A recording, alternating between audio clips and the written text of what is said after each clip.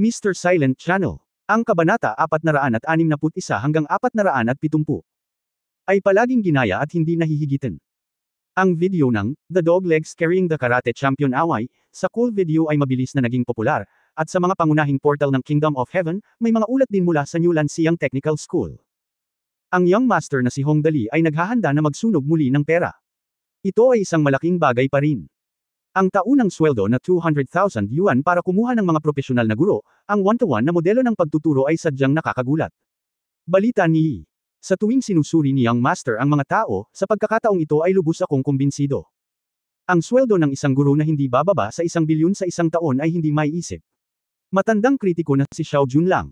Sa alibughang pattern ng Young Master Hong Dali. Sol ang news. Matandang ding, bumangon ka at tingnan ang Diyos. Sigaw ni Sheng Shi sa telepono. Anong klaseng Diyos ka? Nalilito ka ba? Naiinip na sinabi ni Ding Chengji, napakababa ng loob ng Young Master sa panahong ito at hindi napunta kahit saan. Anong uri ng Diyos ang mayroon? Bakit kailangan mong pakialaman ang mga gawain ng ibang tao? Sabihin sa akin na matulog ng kaunti pa.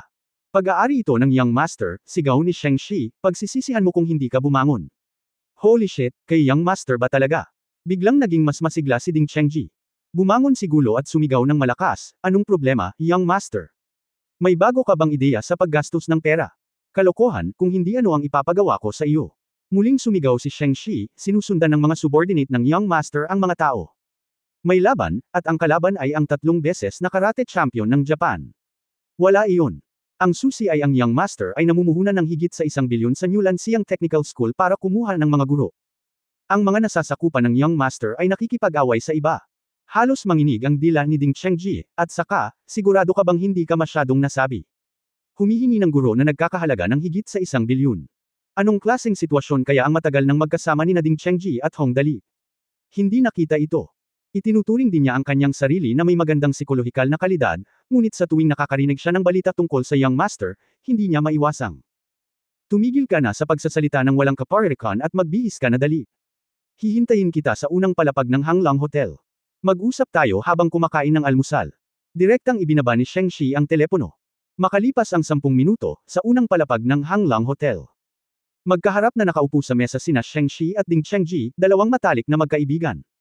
Tumawa si Sheng Shi at nagsabi habang kumakain ng almusal, oo naman, ang galing pa rin ng Young Master. Sinong mag-aakala na kahit sinong babae sa ilalim ng kanyang pamumuno ay kayang talunin ang 2 antas ng bansa. Ang dating karate champion ay may ngipin sa lahat ng dako. Oo, hindi ako nang ahas na isipin na ang sinuman sa mga subordinate ng Young Master ay maaaring maging napakahusay. Pagkatapos panoorin ang cool na video, humigop si Ding Chengji ng soy milk at nakangiting sinabi, nagulat ako. Ang paaralang ito na pinapatakbo ng Young Master ay talagang bukas palad. Ang one-to-one na modelo ng pagtuturo at ang taunang sweldo na 200,000 yuan ang dahilan kung bakit gusto kong pumunta sa isang interview. Oo. Ang taunang sweldo na 200,000 yuan ay talagang hindi mababa.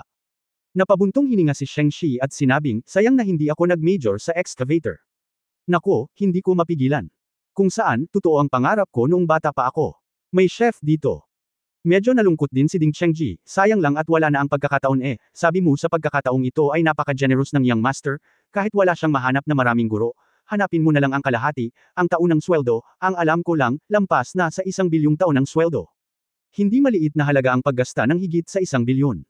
Ang mga pangunahing unibersidad sa bansa, sa totoo lang, ang pagkakaroon ng 20 hanggang 30 milyon sa isang taon ay medyo maganda. Ngunit sa pagkakataong ito, si Hong Dali ay direktang gumawa ng sweldo na higit sa 1 bilyon sa isang taon upang makapagsimula. Napakalaking bagay. Huwag ka nang magdagdag, ang Young Master ay palaging hindi mahuhulaan, umiling si Sheng Shi at nakangiting sinabi. Hindi tulad ng hindi mo alam na maraming kumpanya sa bansa ang sinusuri ngayon ang sekreto ng Young Master para yumaman. Sa kasamaang palad, walang makakapagsuri nito. Sa huli, lahat ng pagkakaiba ay iniuugnay sa swerte. Alam ng Diyos sa pagkakataong ito ano ang mangyayari muli.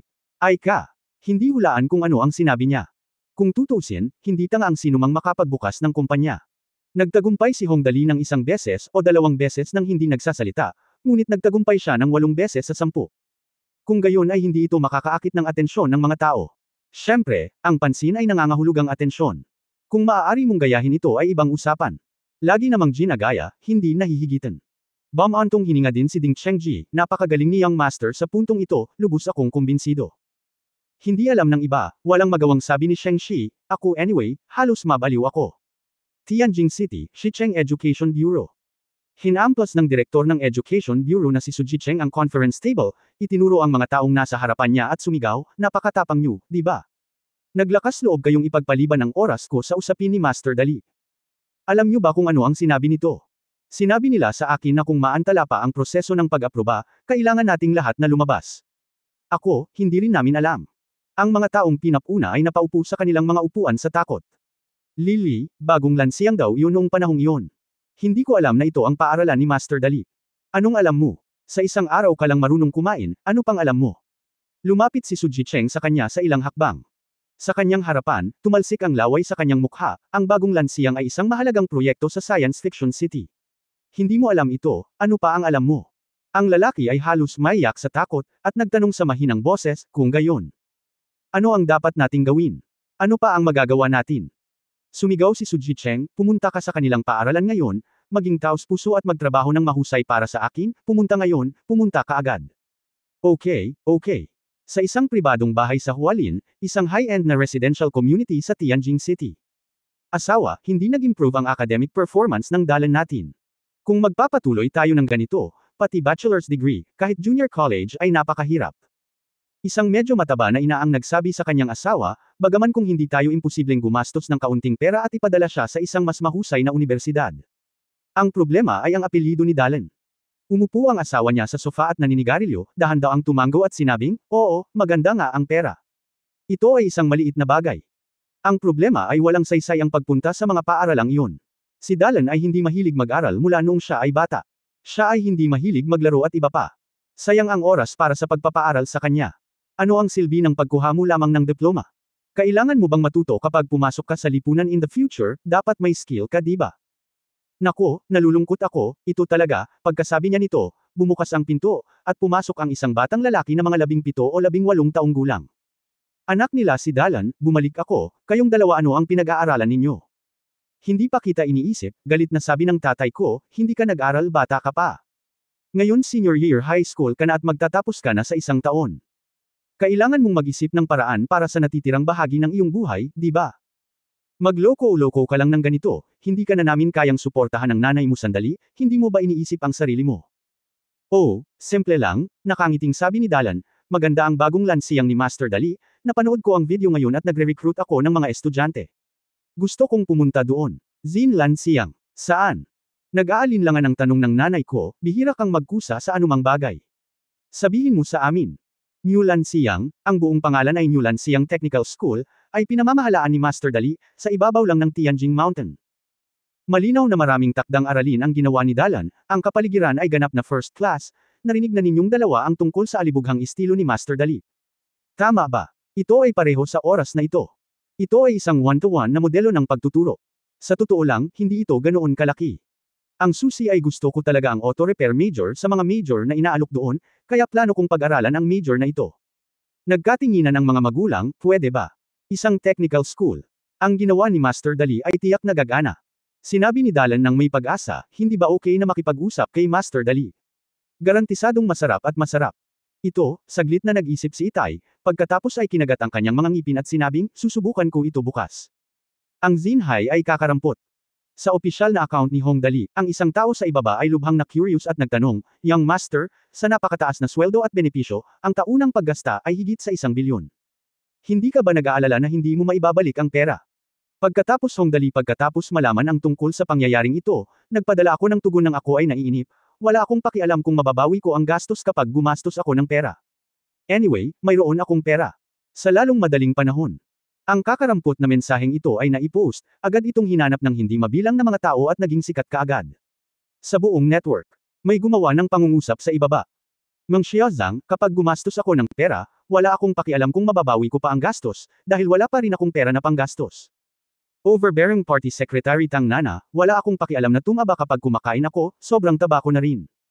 Sanyang sister Zhao Weiwei Vivi, kapag nakikipagkaibigan ako, wala akong pakialam sa kanyang IQ. Anyway, short-sighted ako. Dao Dihang Kulhang, kapag nakikipagkaibigan ako, wala akong pakialam kung may pera man sila o wala.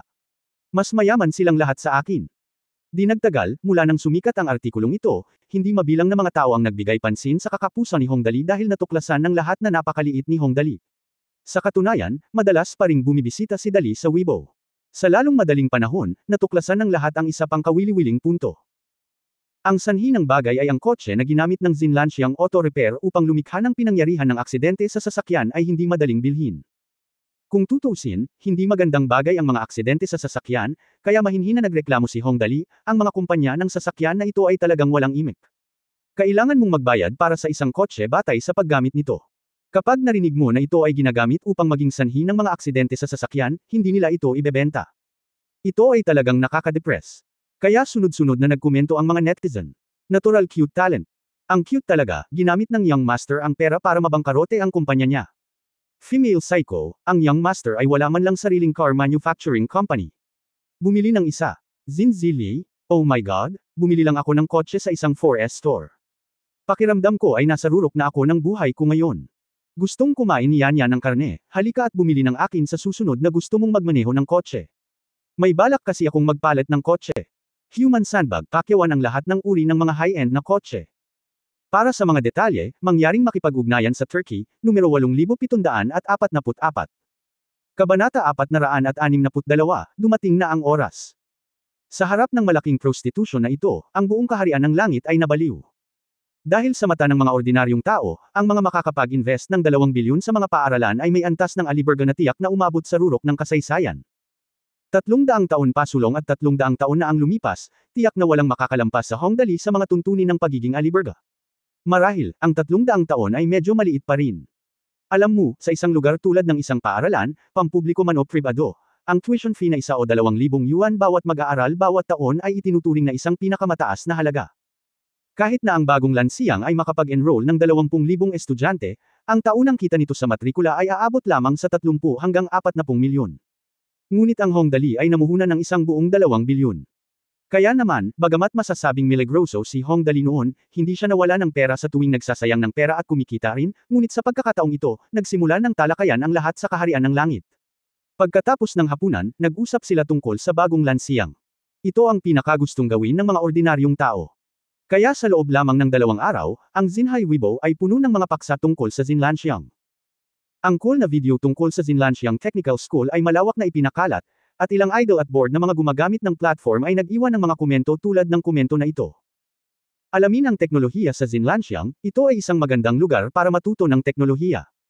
8,000 kama ang gawa sa hindi kinakalawang na asero, at 2,000 junior na estudyante ang may mataas na kasanayan. Sa loob ng ilang panahon, kilala ang Zinlanxiang sa loob at labas ng bansa. Ang opisyal na forum ng Hongdali.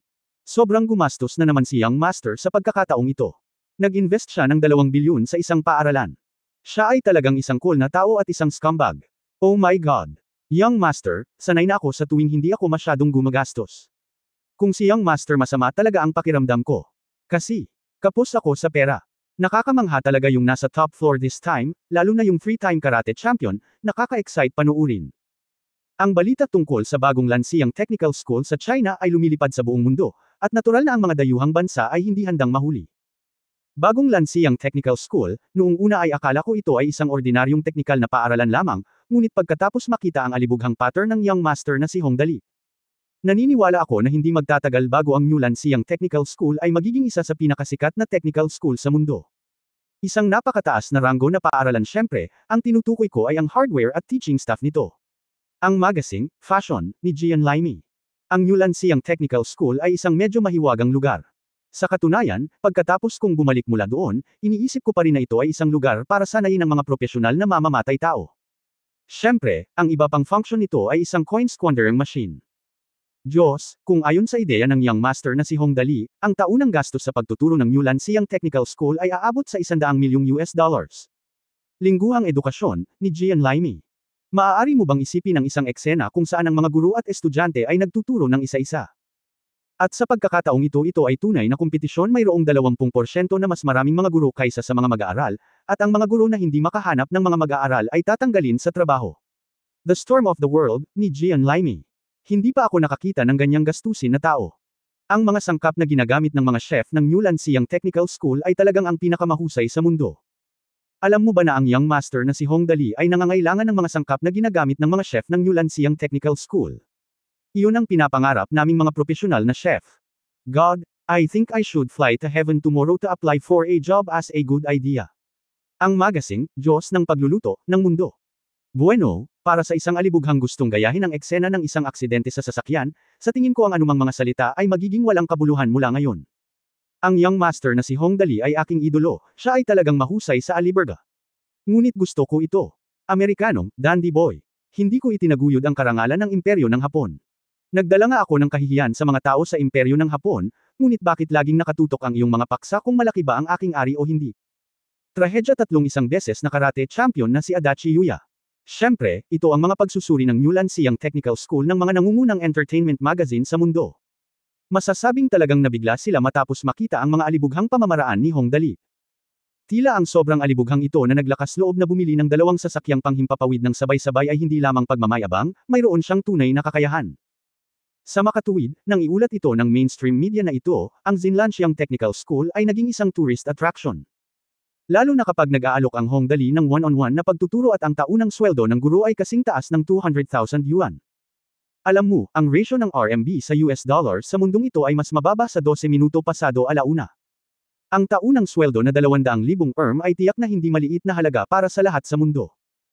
Bilang resulta, ang mga dayuhan ng lahat ng nasyonalidad at kulay ng balat ay dumating sa eroplano upang mag-apply para sa trabaho.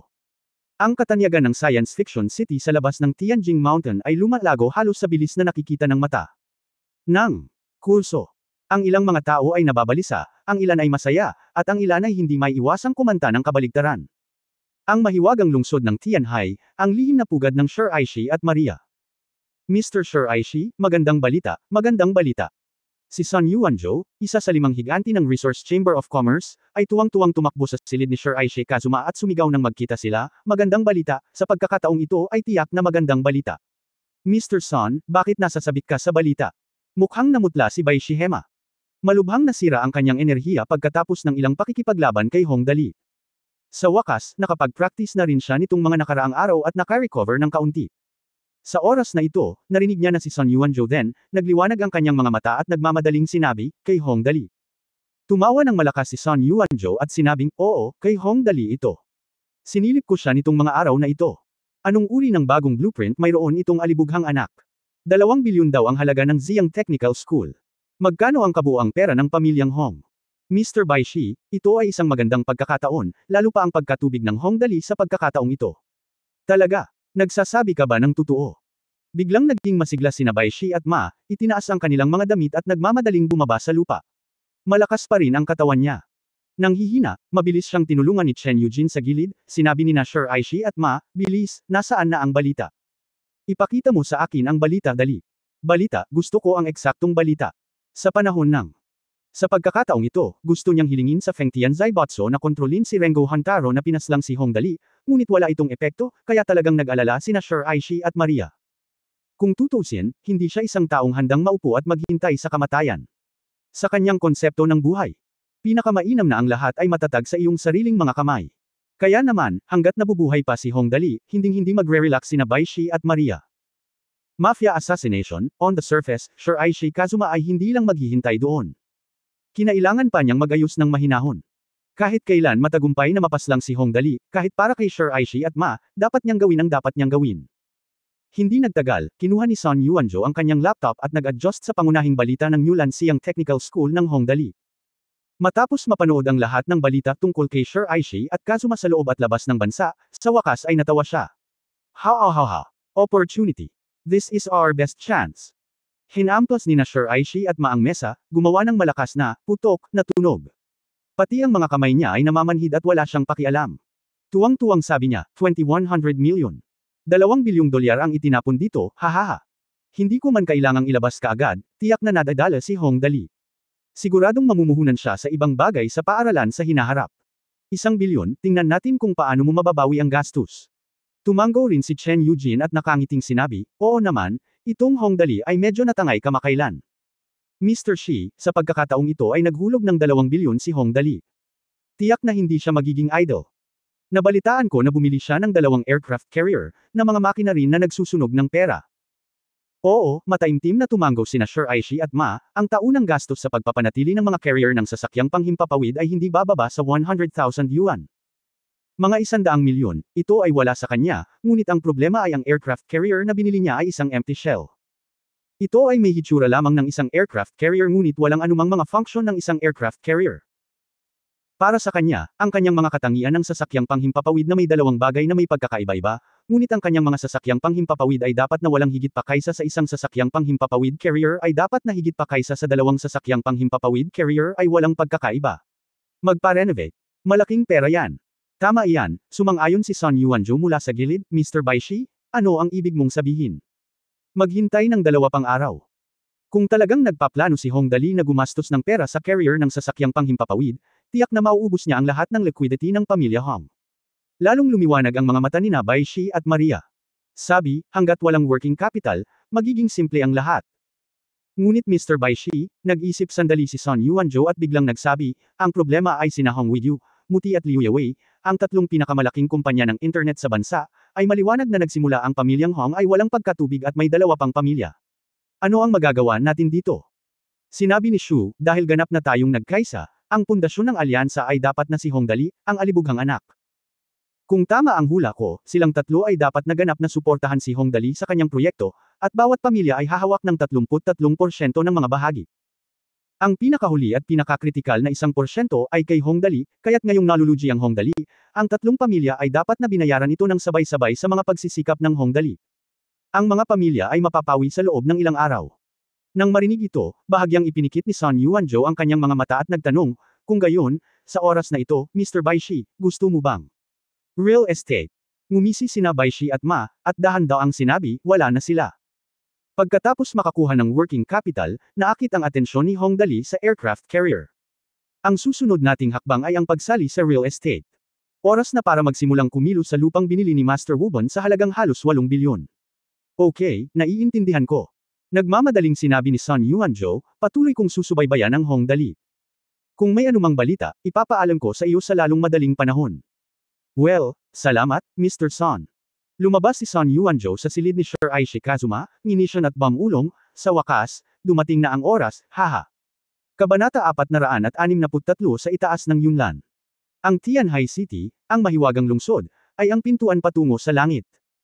Bilang venue para sa Resource Chamber of Commerce meeting, halos lahat ng kinatawan ng mga pangunahing grupong pinansyal na naruroon sa pulong ay dumating na. Bagamat ang mga taong ito ay labis na masigasig tungkol sa isa't isa sa ibabaw at nais na punitin ang kanilang mga puso, lihim na sila ay talagang kailangan. Ito ay isang piraso ng cake upang magsabi ng masama tungkol sa iba, at ito ay mas mahirap na bumuo ng mga gang upang atakihin ang mga disident. Ganap na karaniwan.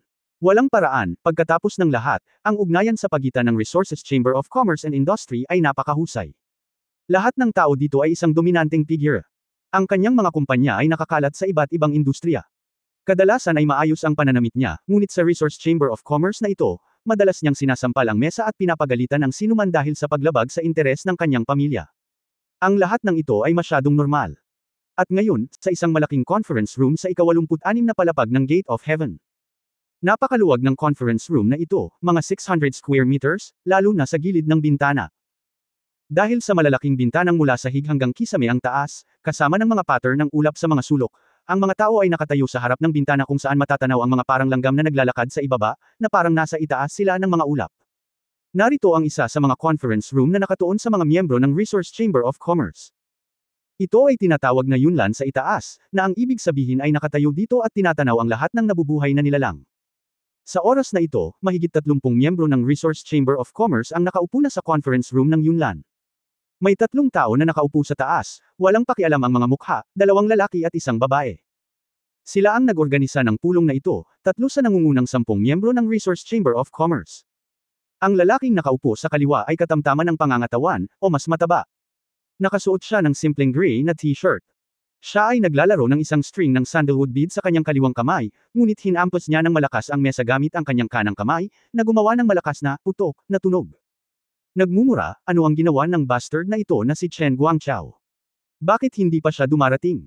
Napakaraming tao ang naghihintay sa kanya, ang oras ko ay hindi mahalaga, tama ba? Ang lalaking ito ay may pares ng triangular na mata at may tattoo sa kanang kilay. Isang itim na nunal, na ang tunay na pangalan ay Cheng Qifu, dahil siya ang ika-4 na anak sa kanyang pamilya. Kilala rin bilang Mr. Cheng, siya ang presidente ng Changguo Golden Land Real Estate Company, na may kabuuang asset na 30 bilyon. Ang pangalawang tao sa kaliwa ay isang binata na mga 38 taong gulang, na may matatalas na kilay at mabituing mga mata, at magandang hitsura. Bahagyang naningkit ang kanyang mga mata, na may malamig na liwanag na naglalabasan paminsan-minsan, at nakangiting sinabi, "Ika-4 na guro, walang apurahan para sa lahat. Dahil nandito na tayo, hindi malaking bagay na maghintay ng kaunti. Ano sa palagay mo?" Inayos niya ang sarili habang nagsasalita. Ng mga kuko, na may medyo tahimik na ugali.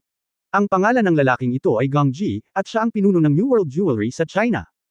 Ang kanyang ama, si Gong Yuanwo, ay namatay sa isang aksidente sa sasakyan. Kinuha niya ang Timon ng New World Jewelry. Siya ay mukhang isang romantikong binata, ngunit ang kanyang mga pamamaraan ay dumadagandong. Nagawa niyang gawing sunod sonyerin ang kanyang mga nasasakupan sa loob ng kalahating taon. Hindi dapat maliitin. Tamang-tama, pagkatapos makinig sa mga salita ni Gong Ji, si Cheng Si ay bumantong hininga at sinabing, "Talaga bang naiinip siya?"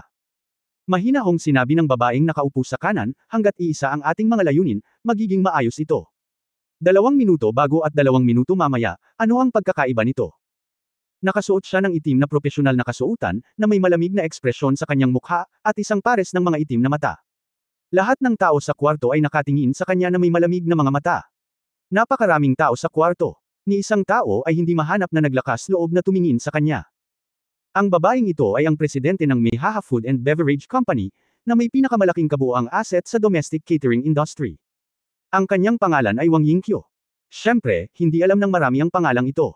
Mas kilala siya sa kanyang palayaw, Black Widow.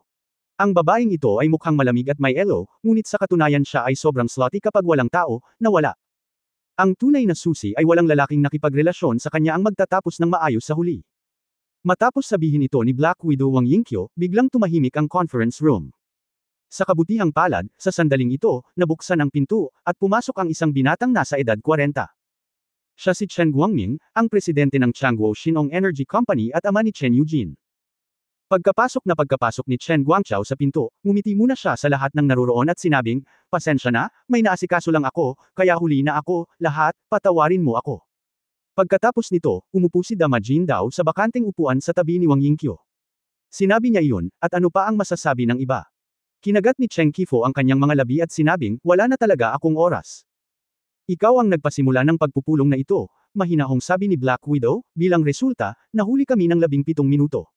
Okay, since nandito na lahat, simulan na muna natin ang meeting." Mabilis na pinaayos ni Gong Ji ang mga bagay-bagay, mahalaga sa negosyo, bagay sa negosyo. Panatilihin nating maikli ang kwento. Naniniwala ako na alam ng lahat ang tungkol sa anak ni Hong Widyu, si Hong Dali. Nabasa mo na ba ang mga bagay na ibinigay ko sa iyo? Oo, tumanggo si Cheng Kifo, buong gabi ko itong pinapanood. Medyo mataas ang kasikatan niya sa langit. Masasabing kakaunti lang ang mga tao mula sa 60 taong gulang hanggang 10 taong gulang na hindi nakakaalam tungkol sa kanya. Oo, pagsang-ayon ni Gong Ji, ang taong ito ay hindi gaanong sikat ngayon. Ang susi ay siya na. Napakaswerte, kung hindi, hindi tayo uupo dito. Sinabi rin ni Black Widow Wang Yingqiu, "Hindi ako makakatulog ng maayos sa kanya dito." Oo, hindi lang ako makatulog ng maayos. Huminga siya ng malalim, sinulyapan ang lahat sa audience, at sinabing dahan-dahan, "Sa Hong Dali dito, lahat tayo ay hindi makakatulog ng maayos." Ang swerte niya, halos gumawa na siya ng gulo. Ang pinaka-promising dati.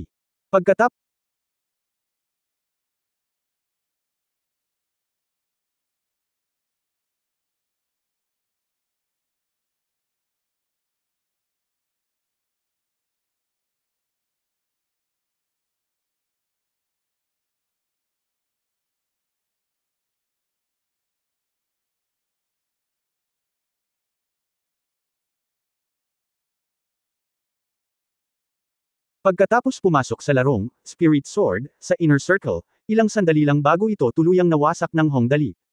Ngayon lahat ng tao dito ay halos pareho na ng industriya ang ginagawa ni Hong Dali. Tumanggo si Gong Ji bilang pagsang-ayon. Sinabi niya, "Oo. Ang real estate, pelikula at telebisyon, internet, mga kotse, restaurant, at iba pa.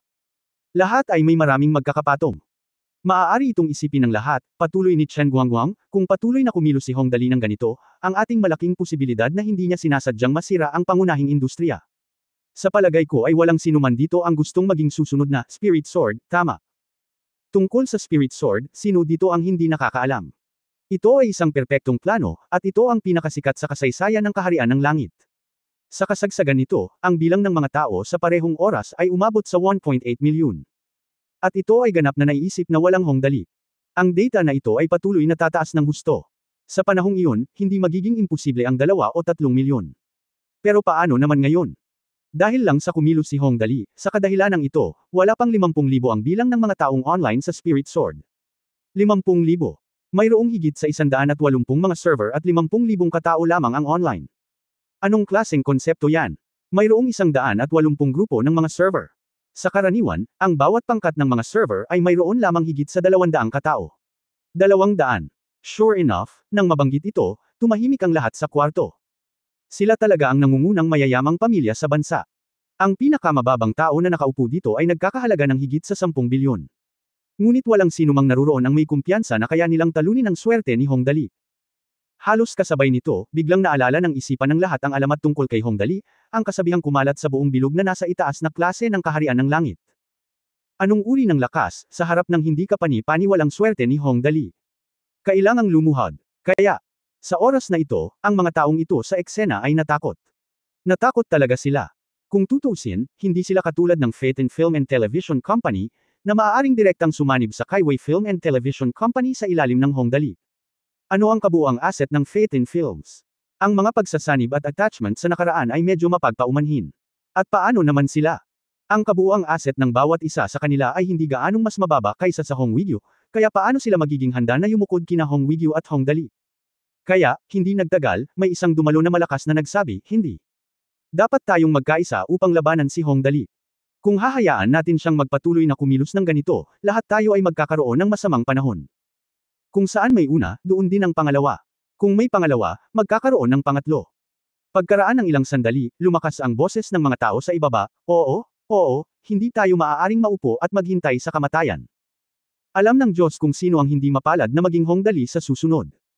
Hindi man lang malinaw sa kanyang sarili ang target ng kanyang negosyo, di ba? Oo, wala akong pakialam dito. Hindi lang tayo dapat umupo dito at maghintay. Sa oras na ito, malakas na tanong ng isang matalinong tao. Sabi niya, Mr. Chen, ano ang plano mo? Dahil ang lahat ay may parehong galit, hayaan mo akong magsalita tungkol dito. Tiningnan ni Chen Guangming ang mga taong naruroon na napukaw sa kanya at sinabing dahan-dahan, ayon sa pinakabagong balita, kasalukuyang tinutuon ni Hong Dali ang kanyang enerhiya sa dalawang aspeto. Ang una ay ang science fiction city sa labas ng Tianjin Mountain. Ang science fiction city na ito ay nagsasangkot ng maraming enerhiya. Ano ang tiyak sa kasalukuyan ay naabot namin ang isang hindi kilalang kasunduan sa bansa. Tumigil si Chen Guangguang, at pagkatapos ay nagpatuloy, hindi maginhawa para sa atin na makisali sa politika, at sa palagay ko lahat ay hindi tanga. Kung talagang nakipagkasundo si Hong Dali sa bansa. Anuman ang kasunduan, tiyak na wala tayong mapapala sa pakikipaglaban sa kanya ng direkta. Matapos marinig ang sinabi niya, huminga ng malalim ang lahat sa ibaba. Kung talagang makukuha ni Hong Dali ang pangangalaga ng bansa, hindi talaga isang matalinong pagpili ang harapin siya ng direkta. Sa kasalukuyan, plano ng Hong Dali na mamuhunan ng 2 bilyon sa New Lansiang Technical School. Bahagyang sinabi ni Chen Guangchao, bagaman ang perang ito ay hindi kailangang ilabas ng sabay-sabay, hindi bababasa, maaari nating isipin na ang bagong Lansiang Technical School at ang mga nakapalibot na mga site na iyon ay isa sa mga pangunahing layunin ng pag-unlad ng Hong Dali sa hinaharap. Ang edukasyon ay hindi sumasalungat sa lahat. Pangalawa, ito ang 2 aircraft carrier na binili niya. Binuksan ni Chen Guangchao ang projection sa conference room at mabilis itong ipinakita. Matapos malaman ang impormasyon tungkol sa 2 aircraft carrier, itinuro ni Chen Guangming ang 2 aircraft carrier at sinabing, natanong ko na ang mga nauugnay na tao tungkol sa 2 aircraft carrier na ito. Masasabing walang military facility ang mga ito. 2 aircraft carrier lang sila sa hitsura. Mga walang laman na shell.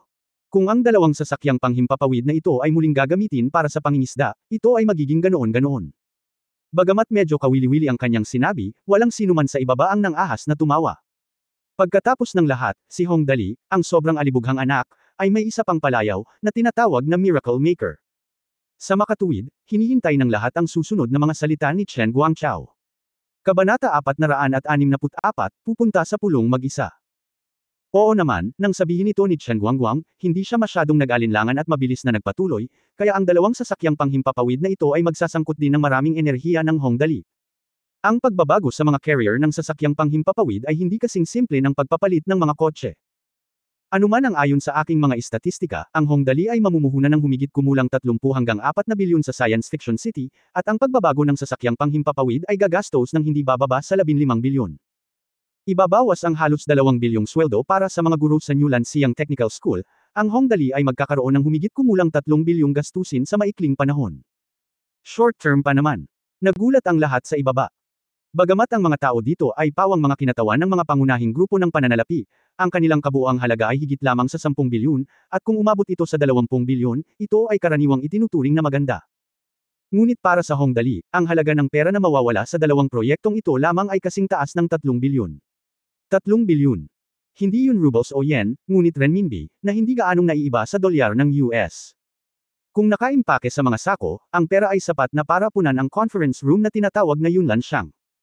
Ang ganitong mapagbigay na hakbang ay nagulat sa lahat, at nakapagpapabuntong hininga lamang ang alibughang sitwasyon ni Hongdali ay talagang sinabi niya, ito ay napakalaki.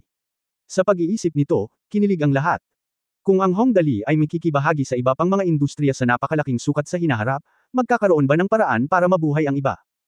Sa oras na ito, may isang tao sa ibaba ang nagtanong, well, Mr. Chen, kung gumastos siya ng pera dito, iyon din ang kanyang negosyo, at hindi kami maaaring makialam.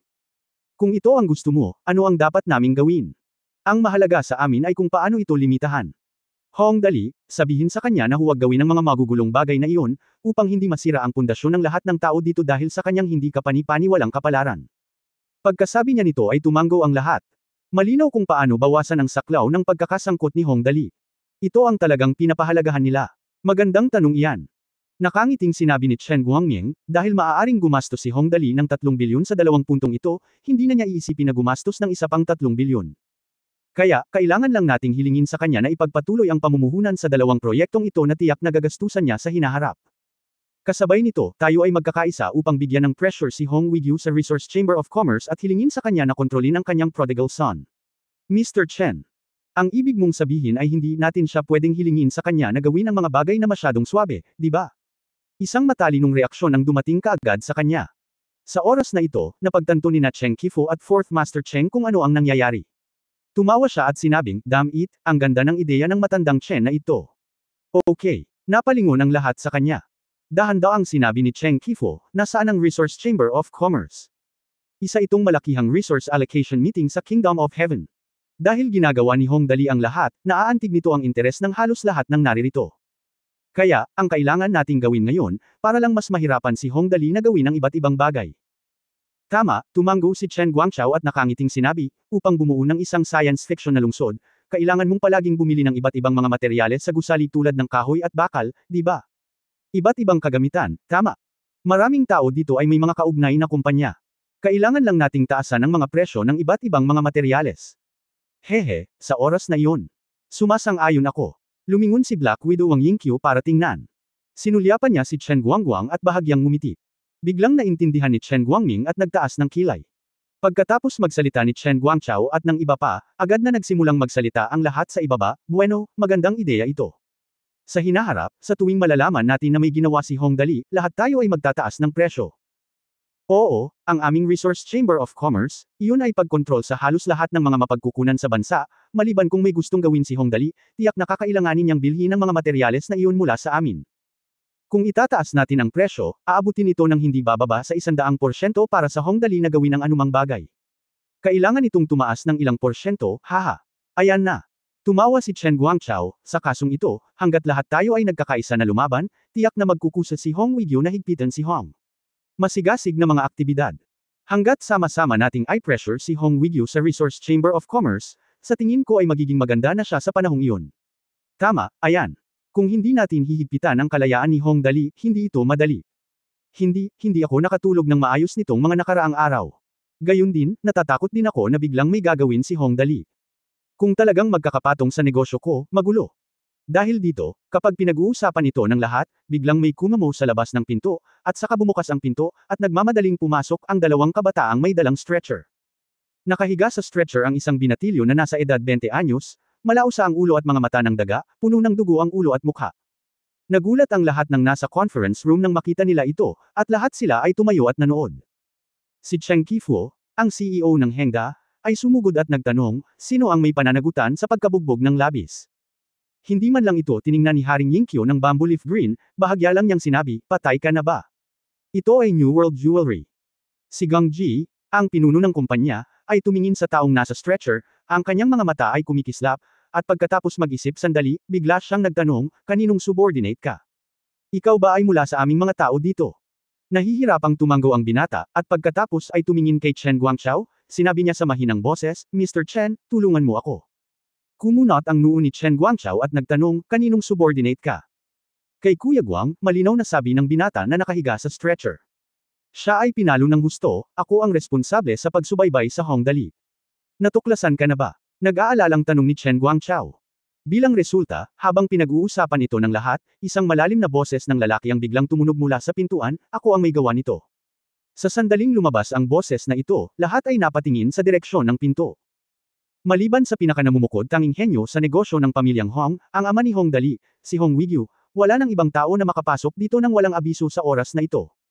Nang makita ang pagdating ni Hong Wigyu, maraming mga tao ang nagsimulang bumulong muli, si Hong Wigyu ang naririto. Karaniwan siyang natutuwa kay Hong Dali, ngunit sa pagkakataong ito ay mayroon siyang magandang palabas. Ang pagpapalayaw ay isang pabor, ngunit napakarami sa atin, paano ito magiging posible? Matatakot ka pa ba sa kanya? Mahirap sabihin. Karaniwang maayos si Hong Wigyu, ngunit wala siyang masasabi kay Hong Dali. Ngayon ay kumakatok siya sa kanyang pintuan. Ginawa mo ba? Bahagyang ipinikit ni Chen Guangming ang kanyang mga mata at tumingin kay Hong Wigyu, na mag-isang pupunta sa meeting na wala man lang bodyguard. Sinabi niya sa malalim na boses, alam mo bang akin siya? Siyempre alam ko. Kung hindi ko alam, gagawa ba ako ng aksyon? Humalaklak si Hong Wigyu at sinabing dahan-dahan, ang taong ito ay isa sa mga subordinate na ipinadala mo upang subaybayan ang aking anak na si Hong Dali. Sa kasamaang palad, hindi siya masyadong pinalad at natagpuan ng aking mga tao. Bibigyan ko siya ng malumanay na aral para sa iyo, at pagkatapos ay magpadala ng isang tao na magpadala sa kanya, upang matuto siyang kumilos at tumigil sa pagtakbo sa hinaharap. Sa puntong ito, itinaas din ni Hong Wigyu ang kanyang kilay, napakaganda ng kanyang pagtrato. Oo, sumakay ka sa aking espesyal na eroplano. Alam kong si Hong Dali ay palaging heartthrob mo, ngunit sa pagkakataong ito ay lumayo ka na, tama ba? Sabi ni Chen Guangchao na may malamig na tingin sa kanyang mga mata. Depende sa may-ari kung bugbugin ang aso, balak mong punatin. Sinabi rin ni Cheng Qifu sa gilid, Hong Wigyu, medyo mayabang ka ba sa bagay na ito? Sinabi rin ni Black Widow Wang Yingqiu, sampilan mo siya sa mukha. Hindi ito matitiis.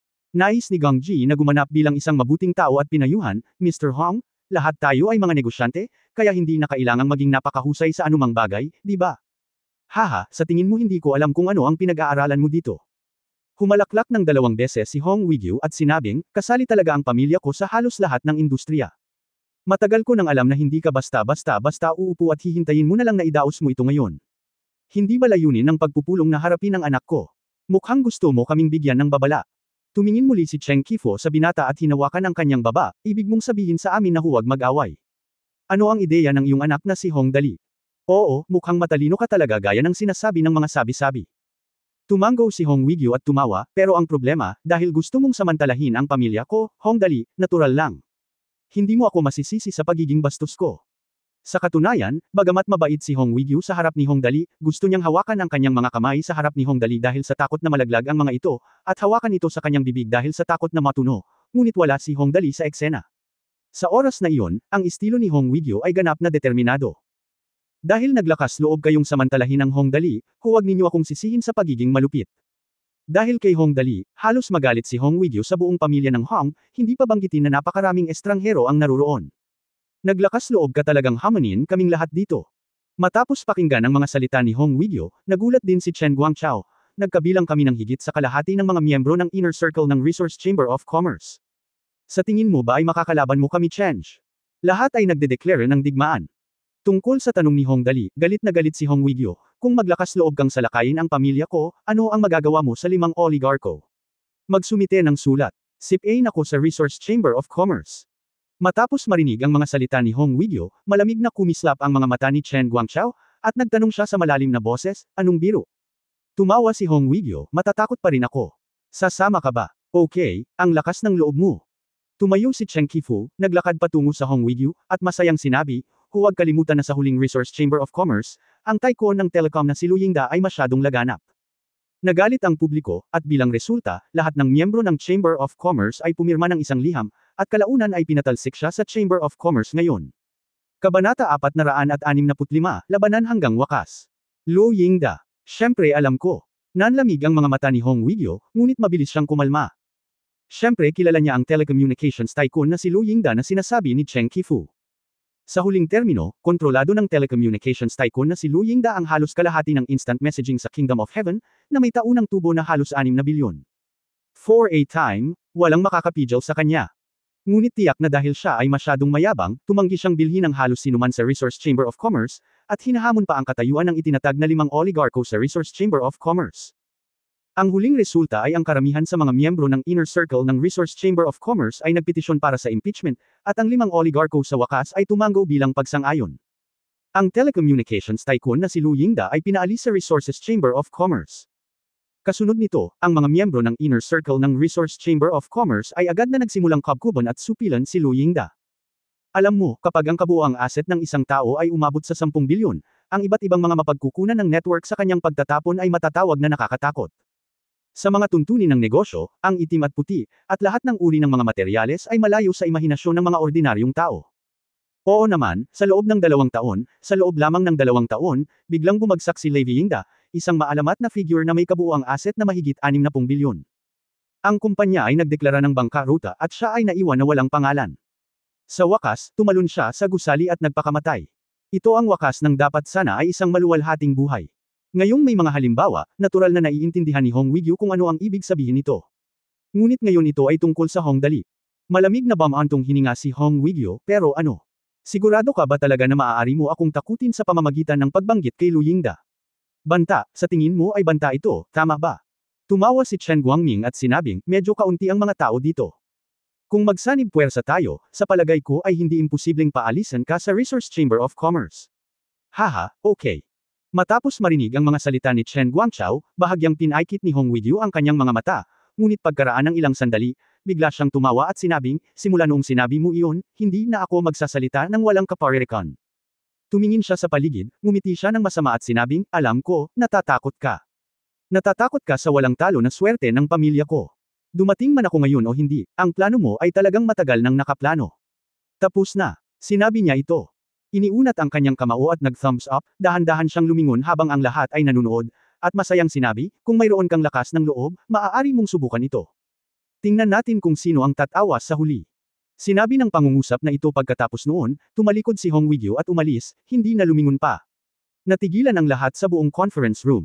Biglang napagtanto ng lahat kung ano ang ibig sabihin ni Hong Weiguo sa sinabi niya. Mukhang hindi naman talaga exaggerated ang mga chismis. Mga tao mula sa pamilyang Hong. Isa laban sa isa upang protektahan ang kanilang mga pagkukulang. Super protective. Matagal na nilang nabalitaan na gumastos si Hong Dali ng 5 milyon para lipulin ang underground force ng Cabinet Club para sa kapakanan ng isa sa kanyang mga nasasakupan.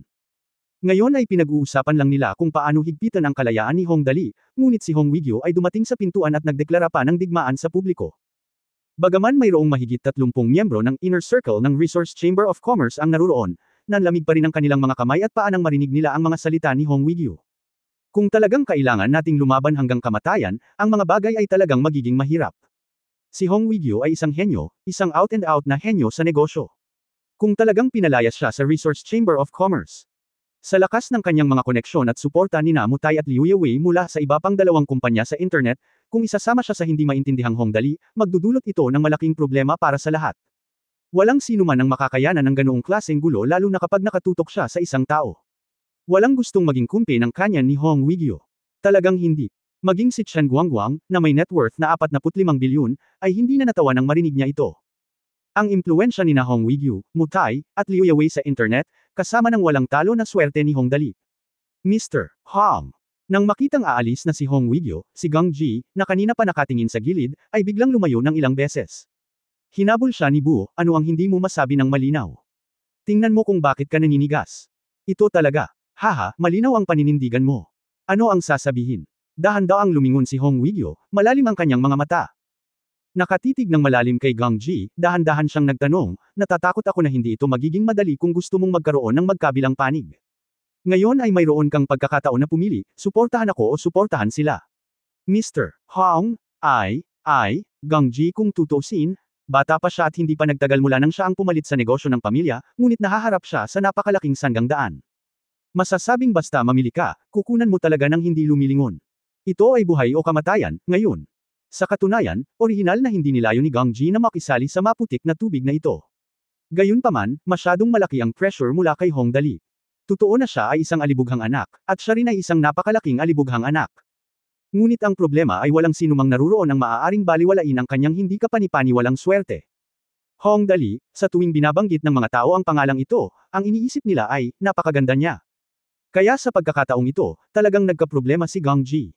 Kung susundin mo ang winning rate, tiyak na ang mga panloob na miyembro ng Resource Chamber of Commerce, si Chen Guangchao, ang mas malakas. Gayunpaman, sa subconscious ni Gang Ji, may boses na nagsasabi sa kanya na hindi niya dapat piliin ang panig ni Chen Guangji. Hindi niya masabi ang tiyak na dahilan, ngunit napakalinaw ng pakiramdam. Habang nag-aalangan, sa wakas ay may naalala si Gang Ji mula noon.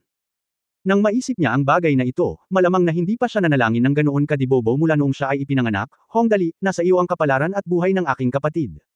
Maaari kang pumunta at tumaya sa lungsod na bato. Lubos akong naniniwala na ikaw ay sapat na mapalad na magawang gumawa ng ganoong magandang taya. Sa pag-iisip nito, nagpawi si Gang Ji at sa wakas ay dahan-daang sinabi, Mr. Hong, sasama ako sa iyo. Haha! Tumawa si Hong Weigyu. Hinampas niya ng malakas si Gang Ji sa balikat, may vision ka na.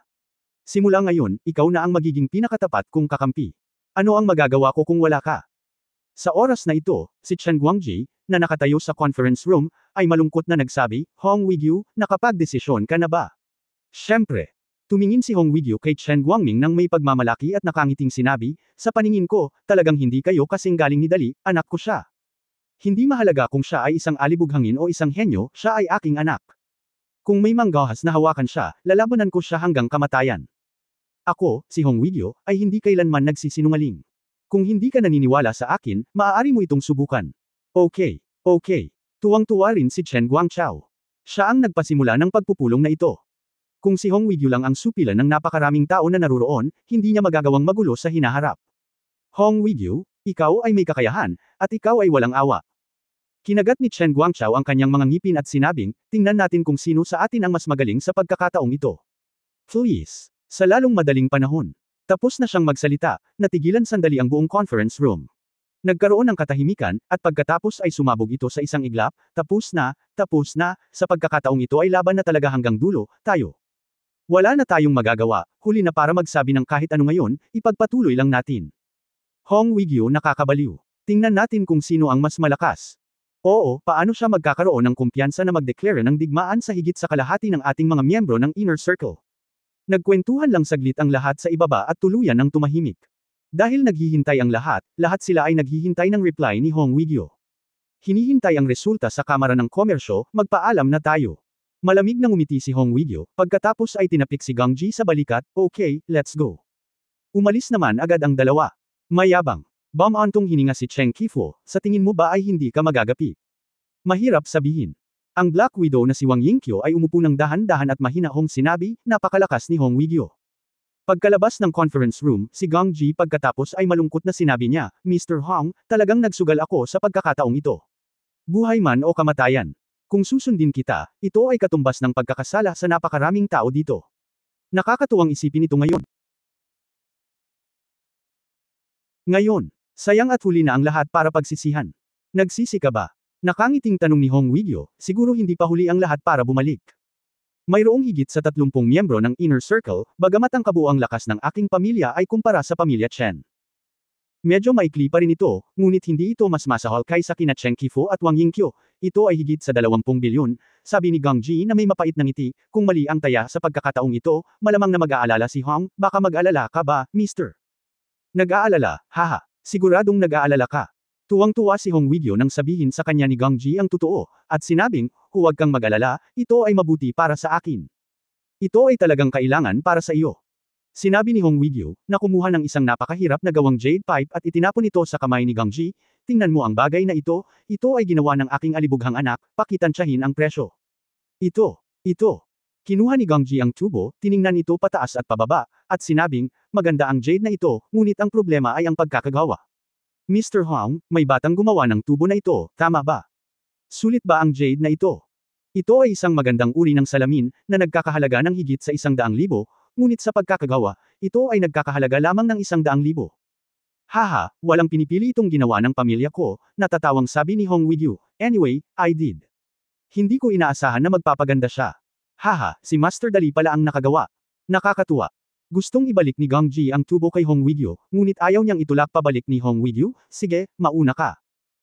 Hindi, gaano man kalaki ang pera mo sa merkado para sa iyong Hong Wigyu pipe, malamang na may mga taong humihiling para dito.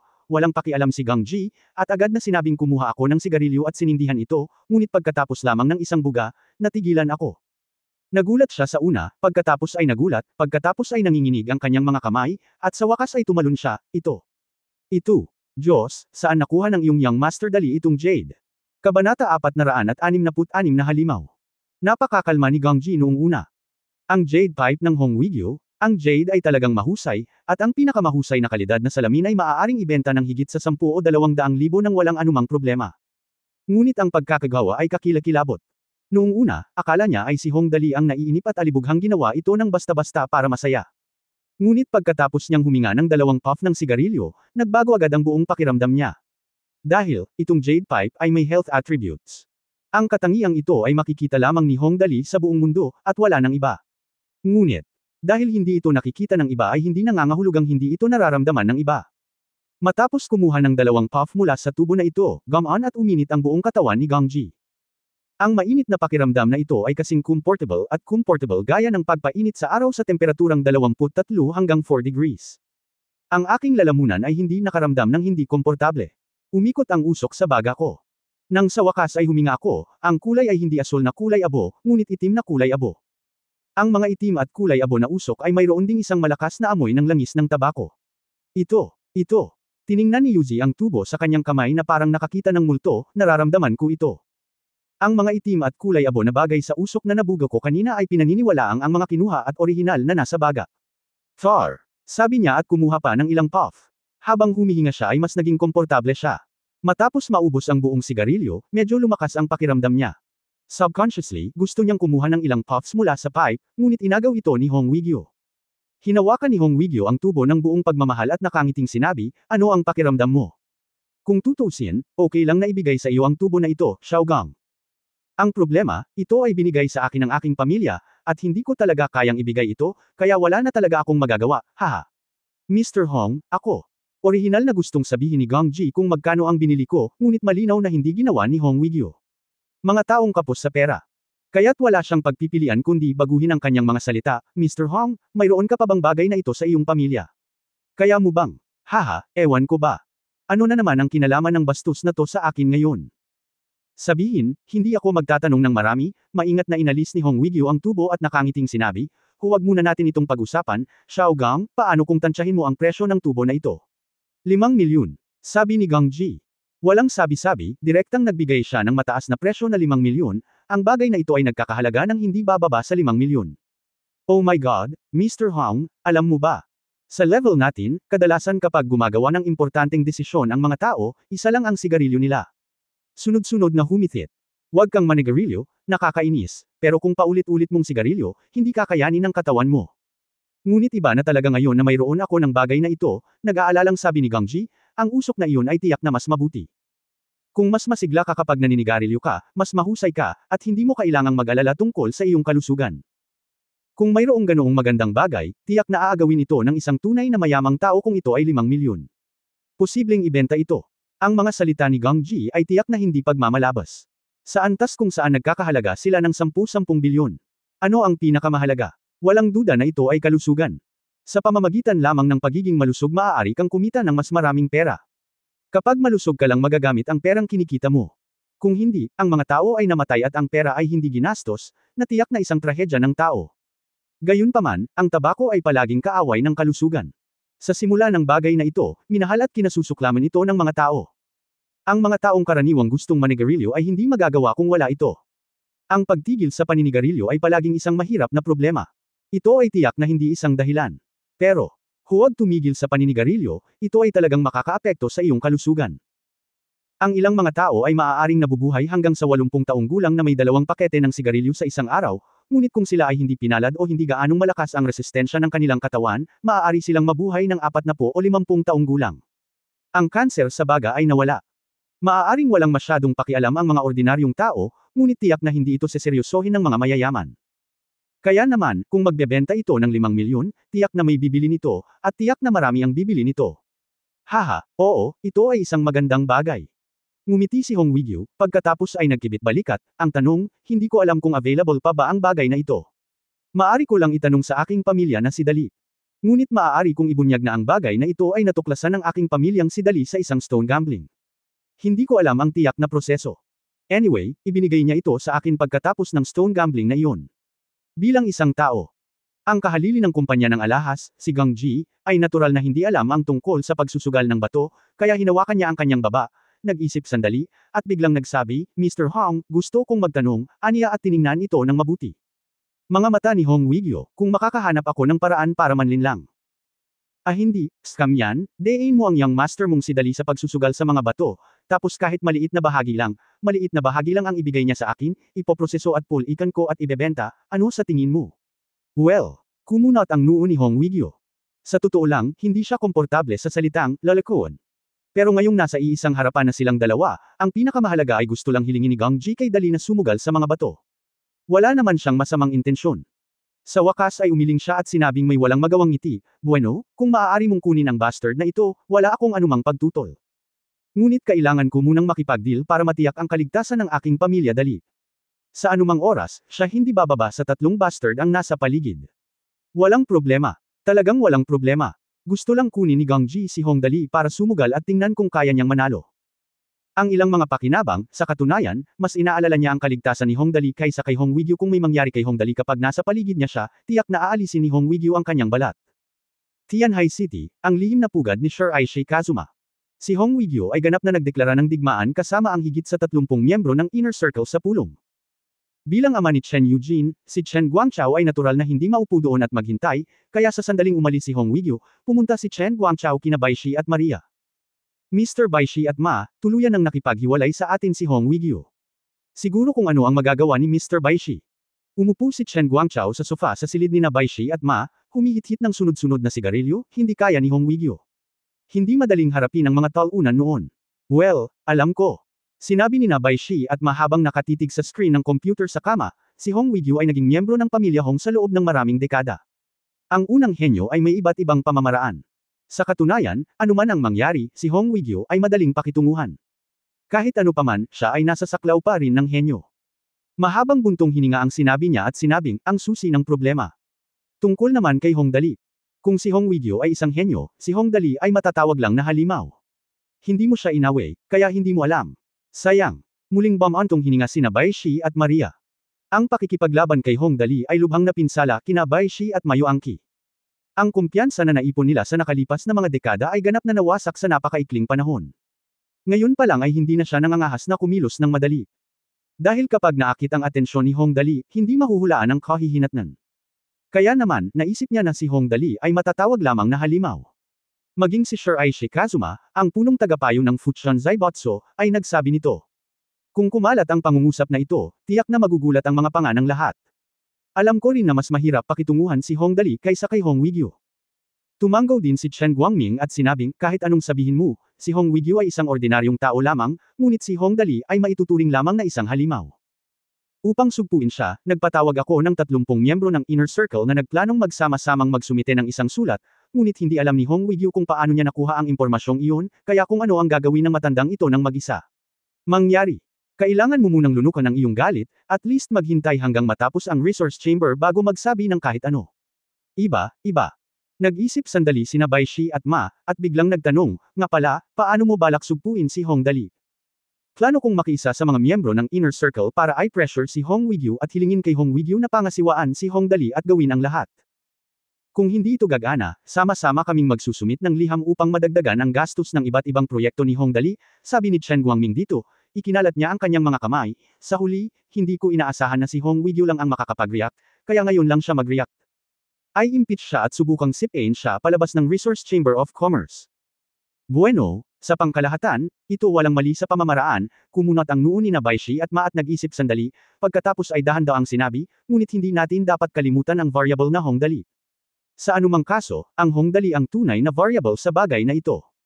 Kung gusto mong magtagumpay, ang pinakamahusay na paraan ay ang maging mabilis. Sipain si Hong Weigyu mula sa Resource Chamber of Commerce, hanggat ang lahat ay makakapag-react ng Hong Dali. Palibutan si Hong Weigyu sa oras na iyon, kahit na mayroon si Hong Dali ng lahat ng kanyang kakayahan, hindi niya mailigtas ang kanyang buhay. Okay, ayan na. Tinampal ng malakas ni Chen Guangchao ang kanyang hita, ito ay isang magandang diskarte, hanggat si Hong Weigyu ay masisipa. Resource Chamber of Commerce, oy, gaano man kasama si Hong Dali, kaya pa rin ba niyang lumaban sa ating lahat? Ang bansang ito, sa loob ng Fengtian Zaibao. Walang magawa si Gobon Hakari sa mga araw na ito at talagang nainis siya, kaya namasyal siya sa pag-aaral ng kanyang ama na si Gobon Taro. Pagpasok pa lang niya sa study, nakita ni Gobon Hikaru si Gobon Taro na nakaupo sa swivel chair na naka-cross legs at may napakasayang ekspresyon sa mukha. Pare, ano ang ikinatutuwa mo? Nakangiting umupo si Go Bangguang, nagsali ng isang tasa ng tsaa, at nagtanong, mukhang hindi ka masyadong masaya sa loob ng maraming araw. Haha, maganda ang pakiramdam ko ngayon. Nakangiting sabi ni Taro Gohan, may balita mula kay Chief Shiraishi na si Chen Guangchao at ang iba pa ay nagbabalak na magkasamang i-impeach si Hong Weigyu sa Resources Chamber of Commerce.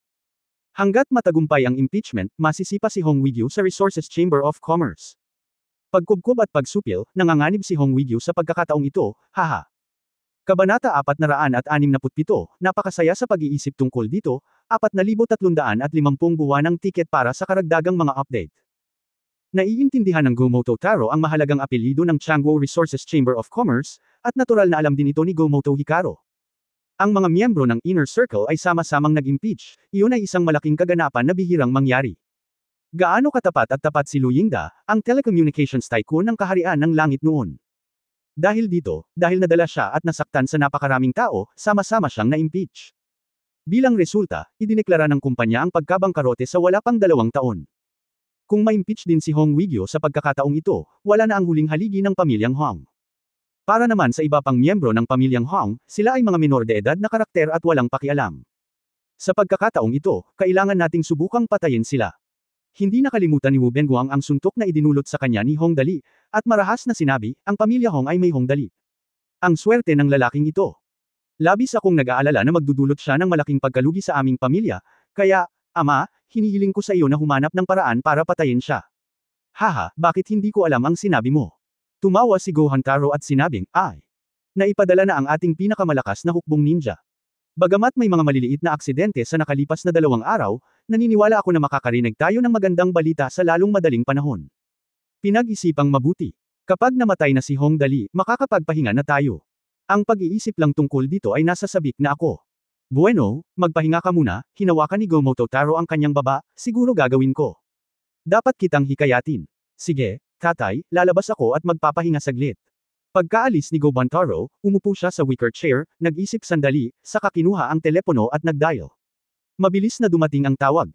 Sinabi ni Goban Taro sa malalim na boses, Charles, narinig ko na buhay at sumipa ang bastard na si Hong Dali. Gusto kong itanong kung ano ang nangyayari. Hindi ako kulang sa deposito mo, tama? Oh, dear sir, hindi rin galit si Charles sa kabilang side ng telepono. Ngumiti lang at sinabing, hindi mo ba iniisip na masyado kang nababalisa? Kung tutusin, si Hong Dali ay nag-iisang anak din ng pamilya Hong at Hong Weigyu. Hindi madaling patayin siya. Kung madali lang, hindi na kita kailangang hanapin. $500 milyong, kung tutusin, ay hindi maliit na halaga. Alam ng Diyos kung ano ang gagawin ni Hong Dali mamaya. Well, I think it should be between us.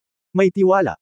Si Charles, ang pinuno ng Sun Eagle, ay nagsabi sa napakarelax na boses, ipinadala ko ang mga dugong demonyo na may pinakamataas na kahusayan sa pakikipaglaban sa ating organisasyon sa kaharian ng langit.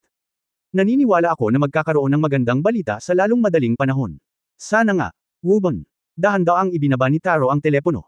Si Goban Hikaru ay lumabas mula sa pag-aaral ng kanyang ama na si Goban Taro, medyo maganda ang pakiramdam.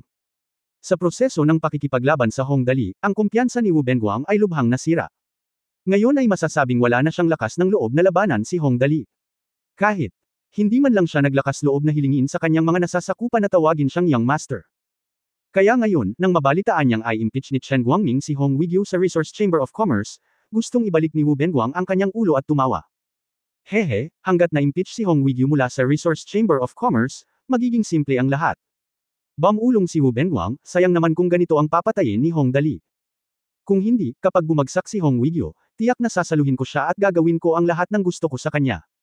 Dukutin ko ang kanyang mga mata ngayon at puputulan ko siya bukas para masiyahan ang aking puot. Oh, isipin mo na lang ang mga sigaw na gagawin niya. Sobrang sarap sa pakiramdam. Habang iniisip ito ni Wubunguang, mas masaya siya. Ilang araw na siyang hindi naging masaya. Bueno, bihira lang na napakasaya ko ngayon, hinawakan ni Wubongguang ang kanyang baba, siguro dapat akong magsaya. Malapit na.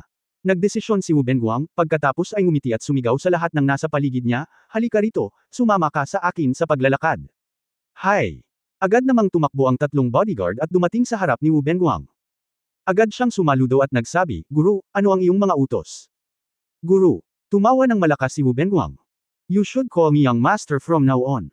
Nagdududa ang sinabi ng bodyguard, ngunit young master, ang sinabi mo sa akin noon. Tapos na ang lahat. Buong pagmamalaking lumabas ng pinto si Wubongguang, hindi naiiral si Hongdali sa mundong ito, kaya hindi na kailangang makipagpustahan sa kanya. Sumama ka sa akin para magsaya. Hay! Nang marinig ang sinabi ni Wubongguang, mabilis na sumang-ayon ang bodyguard, nagtataka ako kung saan ang plano ng young master. Kung kinakailangan, makakahanap tayo ng babaeng star na gustong samahan siya ng young master. Lord, naniniwala ako na magiging kaaya-aya ito. Si Wubongguang ay hindi relihiyosong tao. Siya ay karaniwang may pagnanasa, kung hindi man ay hindi siya makakahanap ng isang tao na makipag-ugnayan sa sikat na mga awit na si Jiang Ruoyu sa sandaling siya ay dumating sa langit.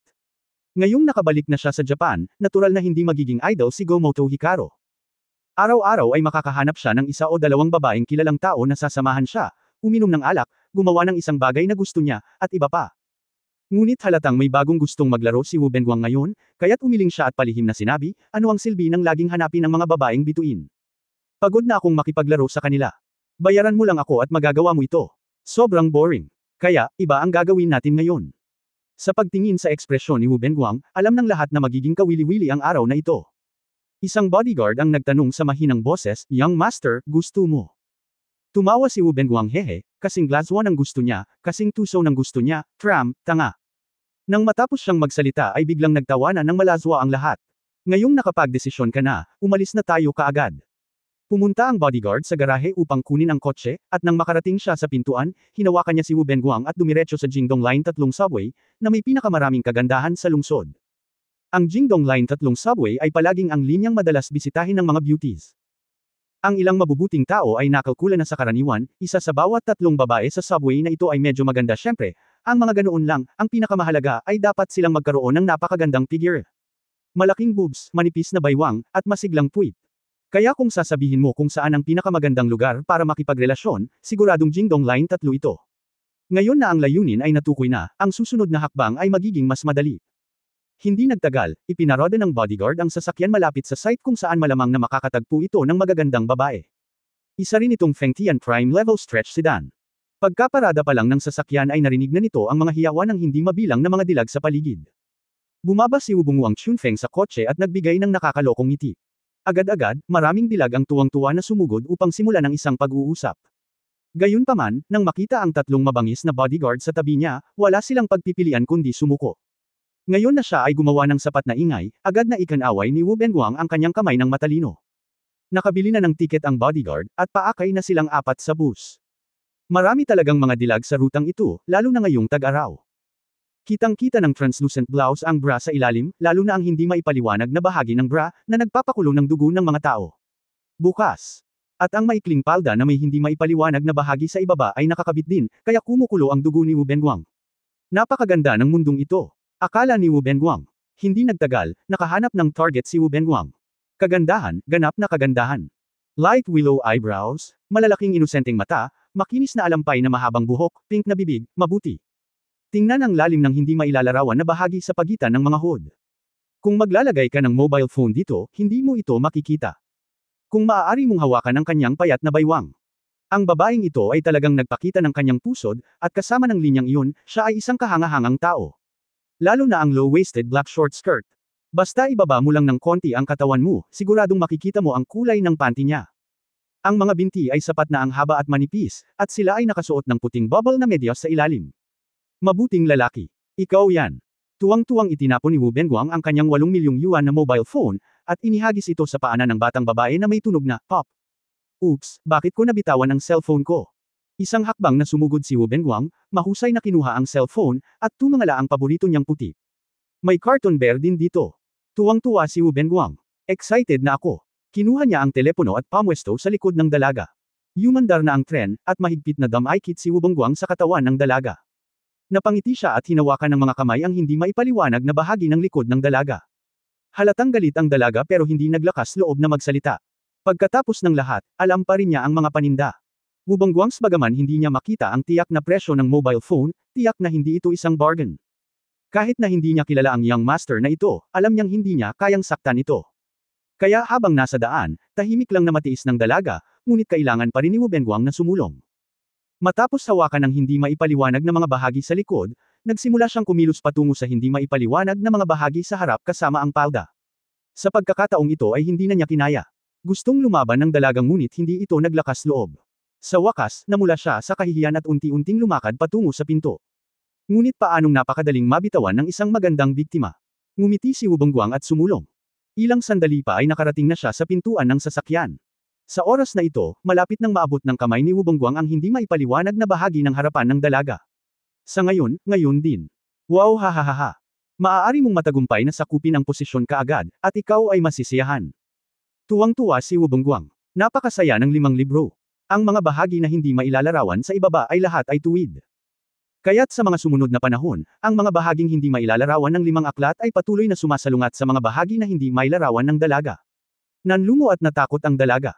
Hindi siya naglakas loob na sumigaw o lumaban. Pulang-pula ang maliit niyang mukha sa kahihiyan na halos madapa. Ang pagpasok sa bahaging hindi mailalarawan sa itaas. Sa wakas, bumagal ang takbo ng tren, at ang mga nakapaligid na pasahero ay nagtipon sa pintuan ng tren para bumaba. Ito ay hindi okay, ang babaeng ito ay umalis. Kaya kung tiisin ang anuman, ngunit talagang hindi ko ito matitiis. Matapos makahanap ng kasiya siyang target, paano ko siya mapapaalis? Hindi nagtagal, dumating na ang tren sa istasyon, dahan-daang bumukas ang pinto, at nagdagsaan ang mga pasaherong dumating sa kanilang destinasyon. Naghahanda na ring bumaba ang dalaga para takasan ang mga kamay ni Go Bangwang. Kung tutuusin, bagamat mukhang mayaman si Go Bangwang, kitang-kita naman na hindi masyadong maganda ang kanyang karakter. Bagamat madalas na nagpapantasya ang mga babae na makilala ang prinsipe ng kanilang mga pangarap, hindi sila kailanman magiging isang taong nahuhumaling sa tram tulad ni Gomoto Hikaru.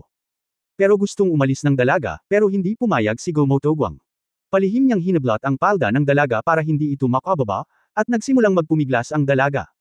Nag-aaway silang dalawa sa pintuan ng tren. Gustong sumigaw ng dalaga, ngunit hindi siya naglakas loob. Nang makitang isasara na ang pinto ng sasakyan ay lalo pang nabalisa ang dalaga. Malakas niyang hinayla ang kanyang palda at gumawa ng mahinang, Sheila, na tunog. Ang paghila lang ng palda ay walang silbi. Ang batang babae ay gumawa ng isang karapat-dapat na gawa sa sandaling ito. Namana niya ang maluwalhating tradisyon ng mga kababaihan na lumalaban sa mga tram idiot. Sina Dao Chan, Hua Mulan, at Wu Zetian ay sinapian ng kanilang mga kaluluwa sa sandaling ito. Sa sandaling ito hindi siya lumalaban mag-isa, hindi siya nag-iisa. Sa wakas ay nakatakas mula sa mga kamay ni Gobon Hakari, ang dalaga ay mabilis na naglaho sa dagat ng mga tao pagkababa niya sa tram. Hinayaan mo talaga siyang tumakas. Galit na tinapakan ni Wu Benguang ang kanyang mga paa. Sa oras na ito, malapit nang magsara ang pinto ng sasakyan. Huli na para habulin pa siya nito kaya kailangan na niyang sumuko. Ngunit sa oras na ito, ang kanyang hindi maipaliwanag na bahagi ay naging masikip at lumaki. Halatang hindi pa siya nasa sapat. Kaya't handa na si Wu Benguang na hanapin ang susunod na target. Bilang resulta, sa sandaling ito, dahil maraming tao sa kotse, nang malapit nang magsara ang pinto ng kotse, nasa trahedya si Go Banmitsu. Noontog siya sa puwet. Gaya nga ng sinabi namin noon, dahil binabalak ni Go Motomatsu na siya ay isang baliw na naglalaro ng mga tram, at siya ay isang normal na tao, kaya ang kanyang hindi maipaliwanag na mga bahagi ay nagsisikip na. Sa orihinal ay walang magiging problema kung sarado ang mga pinto ng tren. Ngunit kung ano ang isang pagkakataon, ang kanyang hindi maipaliwanag na bahagi ay nangyari na damaykit sa siwang ng pinto, at pagkatapos ay ang pinto ng tren ay naipit ng hangin. Isang malakas na hiyawan ang umalingaw sa buong tren, ngunit sa sandaling ito, ang trahedya Wu Benguang screamed lahat ng paraan. Ang boses ay miserable, ang boses ay asterisk, ang boses ay miserable. Gusto siyang hilahin ng 3 bodyguard na dinala niya, ngunit hindi sila naglakas loob, sa takot na masira ang mga bahagi niya na hindi mailarawan, ngunit hindi nila magawa. Hilahin ito. Ang bagay na ito ay talagang hindi maliit na bagay. Buti na lang at hindi masyadong malayo ang distansya sa pagitan ng 2 istasyon, 5 o 6 na minuto lang. Kaya't nang sa wakas ay dumating ang subway sa istasyon at muling bumukas ang pinto, si Wu Benguang ay agad na nakahiga sa lupa, ang kanyang buong katawan ay walang tigil na nanginginig, at siya ay bumubula sa bibig. Sa Fengtian Zaibotsu Manor. Sa sandaling bumagsak ang pamilya Hong, susuportahan ko kaagad ang isang papel para makipagkumpetensya para sa mga mapagkukunan ng internet ng kaharian ng langit. Sa oras na iyon, magkakaroon ng maraming kita. Nakaupo si Go Bantaro sa sofa, masayang umiinom ng tsaa. Excited pa rin siya sa balita mula kay Shiraishi Kazuma. Kawawa naman. Masyado pa siyang maagang masaya. President, hindi maganda. May masamang nangyayari. Biglang pumasok ang personal assistant ni Go Hantaro nang hindi kumakatok sa pinto, malakas na nagsasabing, President, hindi maganda. Master, he. Anong problema? Napaka-unbecoming. Umakyat si Go Hantaro at sinampal ka ng 2 beses, sa susunod na manggulo ka, papatayin kita. Master Go Hantaro. Master, siya. Tinakpan ng katulong ang kanyang mukha. Hindi niya talaga alam kung ano ang sasabihin sa mga oras na ito. Sa wakas, sa desperasyon, sinabi niya na may malungkot na mukha, nasa infirmary natin ngayon ang master. President, mangyaring pumunta at tingnan. Ano? Nang marinig ang sinabi ng katulong. Nagulat agad si Go Hantaro. Mayroon lamang siyang anak na lalaki tulad ni Wu Bengwang. Bagamat hindi mapagkakatiwalaan at napakakulit ang anak na ito, anak pa rin niya kung tutuusin. Dalhin mo ako doon dali. Bilasan mo. Si Go Hantaro ay tumakbo palabas, nasaan sila? Tumawag ka na ba ng doktor? Doktor. Nandito na ang mga doktor, Presidente. Umalis ka na. Sumunod ang katulong, tumakbo ng ligaw sa lahat. Hindi nagtagal, dumating sila sa nakatalagang infirmary sa Futasaibatsu Villa. Malakas na tanong ni Go Bantaro pagkapasok niya sa pinto, Doktor, kumusta si Go Bangko? Nasaan ang sugat? Seryoso ba ito? Narinig ng doktor na pumasok si Go Bantaro at mabilis itong hinayla palabas. Kasabay nito, sumunod ang medical assistant at nag-abot ng ilang pelikula. Dinala ng attending physician si Taro Gomoto sa isang hiwalay na opisina, at sinabi sa napakaseryosong tono, President, ang young master ay malubhang na sugatan.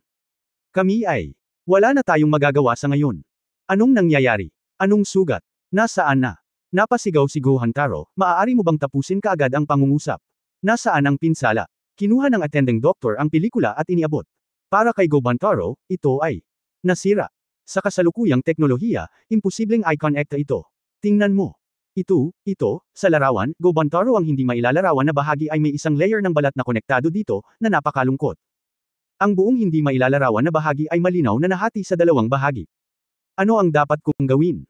Ano ang dapat kong gawin? Pinisil ni Gomoto Taro ang braso ng dumadating na manggagamot at sumigaw ng malakas, ano ang dapat kong gawin? Paano ko gagawing normal na tao ang aking anak? Sabihin mo sa akin dali. Sabi ng dumadating na manggagamot. Namula ang mukha ng guro dahil sa pagpipigil nito, at sa wakas ay sinabi niyang pawis, nakikiramay ako. Shenhui Building, Photon Force Laboratory sa ika-4 na palapag. Go Ben, dalhan mo ako ng ice cream. Sumandal si Hong Dali sa sofa at sinabi sa isang mekanikal na braso sa kanyang harapan, gusto ko ang dalistik na may lasa ng tsokolate. Pagkatapos niyang sabihin ito, lahat ng tao sa paligid niya ay nakatingin din sa mekanikal na braso ng umaasang. Ang robotic arm ay dapat talagang ituring bilang isang robot, na may base at 4 na gulong na maaaring magbago ng direksyon. Ngunit wala itong ulo, walang paa, at isang braso lamang. Kaya't ang pagtawag dito bilang mekanikal na braso ay hindi isang malaking bagay, ngunit ang susi sa problema ay pinangalanan ito ni Hong Dali na Go Ben. Sa totoo lang, sa tuwing naririnig ni Tang Moxon si Hong Dali na tinatawag itong Go Ben, naiisip niya ang pagnanasang sakalin ang maaksayang bagay na ito hanggang mamatay. Kopyahin mo yan. Nakakamangha na sabihin na narinig ng mekanikal na braso na si Go Ben ang mga salita ni Hong Dali at sumang-ayon, at pagkatapos ay automatikong naglakad patungo sa refrigerator. Dahan-daang hinayla ng mekanikal na braso buksan ang pinto ng refrigerator, at pagkatapos ay buksan ang drawer ng freezer. Dumating na ang kritikal na sandali. Binuksan ng robotic arm na si Go Ben ang refrigerator nang walang anumang problema. Ang talagang mahalaga ay kung matagumpay nitong mahanap ang power bar na may lasa ng tsokolate. Ang detector sa robotic arm nito ay maingat na tiningnan ang ice cream sa freezer, at sa wakas 4 na daliri ang dahan-daang nagunat sa isang ice cream na may brown wrapper. Isa itong chocolate-flavored bar.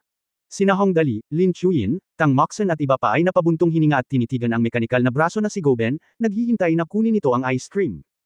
Oo naman, tama talaga ang pinili ni Go Ben sa pagkakataong ito. May hawak itong chocolate-flavored jumbo stick. Ahu! Si Hong Dali at ang iba pa ay mabangis na nagsaya.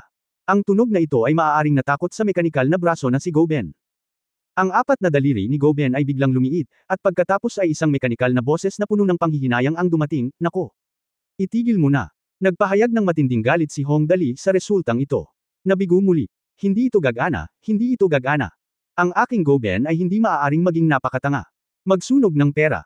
Magsunog ng pera ng husto para sa akin. Tumayo si Hong Dali at sinabing, Xiaoyi, maghanda ng isa pang 200 milyon para sa akin, lahat ng hardware ang lahat ng software ay dapat ang pinakamahusay. Mula ngayon, ang ating asong si Ben ay dapat mapili ang kanyang uban na buhok, dapat.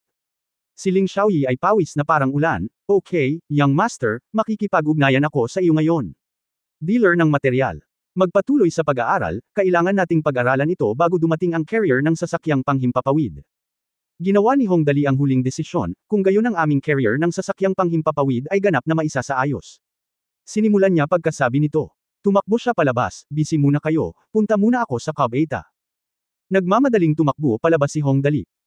Umiling si Tang Moxon mula sa likuran at nakangiting sinabi, itong Dali, ang walang pusong tao ay marunong lang maglaro sa loob ng isang araw, o, tawagan ang taong ito na Go Ben, ngunit hindi ko alam kung ano ang tawag niya sa dalawang aircraft carrier. Bueno, huwag mo nang pakialaman iyon, kumuha si Lin Chuyi ng iba't ibang kagamitan at mahinahong sinabi, ituloy muna natin ang pagbabago kay Go Ben, dapat mas malala ito. Hindi masyado. Lumabas si Hong Dali sa laboratorio at dumiretso sa banyo. Pagkapasok niya ay mabilis niyang nilabas ang kanyang napakalaki at hindi maipaliwanag na bahagi, at nagpaputok ng isang round sa pool ng ihi na ginamit para sa Keigan-hawahan. Matapos ang lahat ng labis na tubig sa katawan ay maubos, si Ling Ling ay nanginginig, at pagkatapos ay sinabi ng may kasiyahan, oh, ito ay talagang napaka-komportable. Pero hindi niya inaasahan na ngayon lang niya ito nasabi.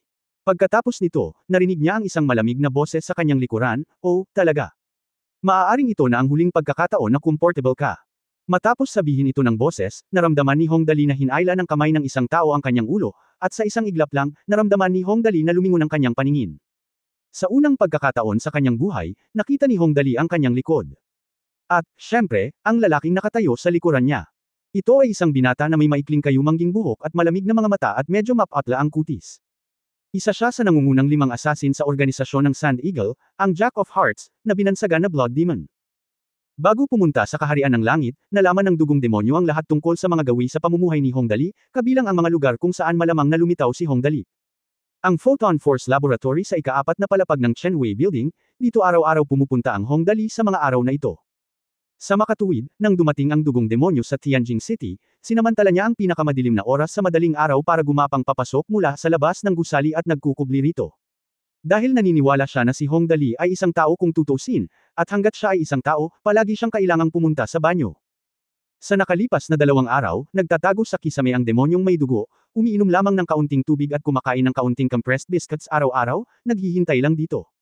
Hindi siya binaygo ng resulta. Wala man lang nagulat. Nagtagumpay siya sa isang suntok.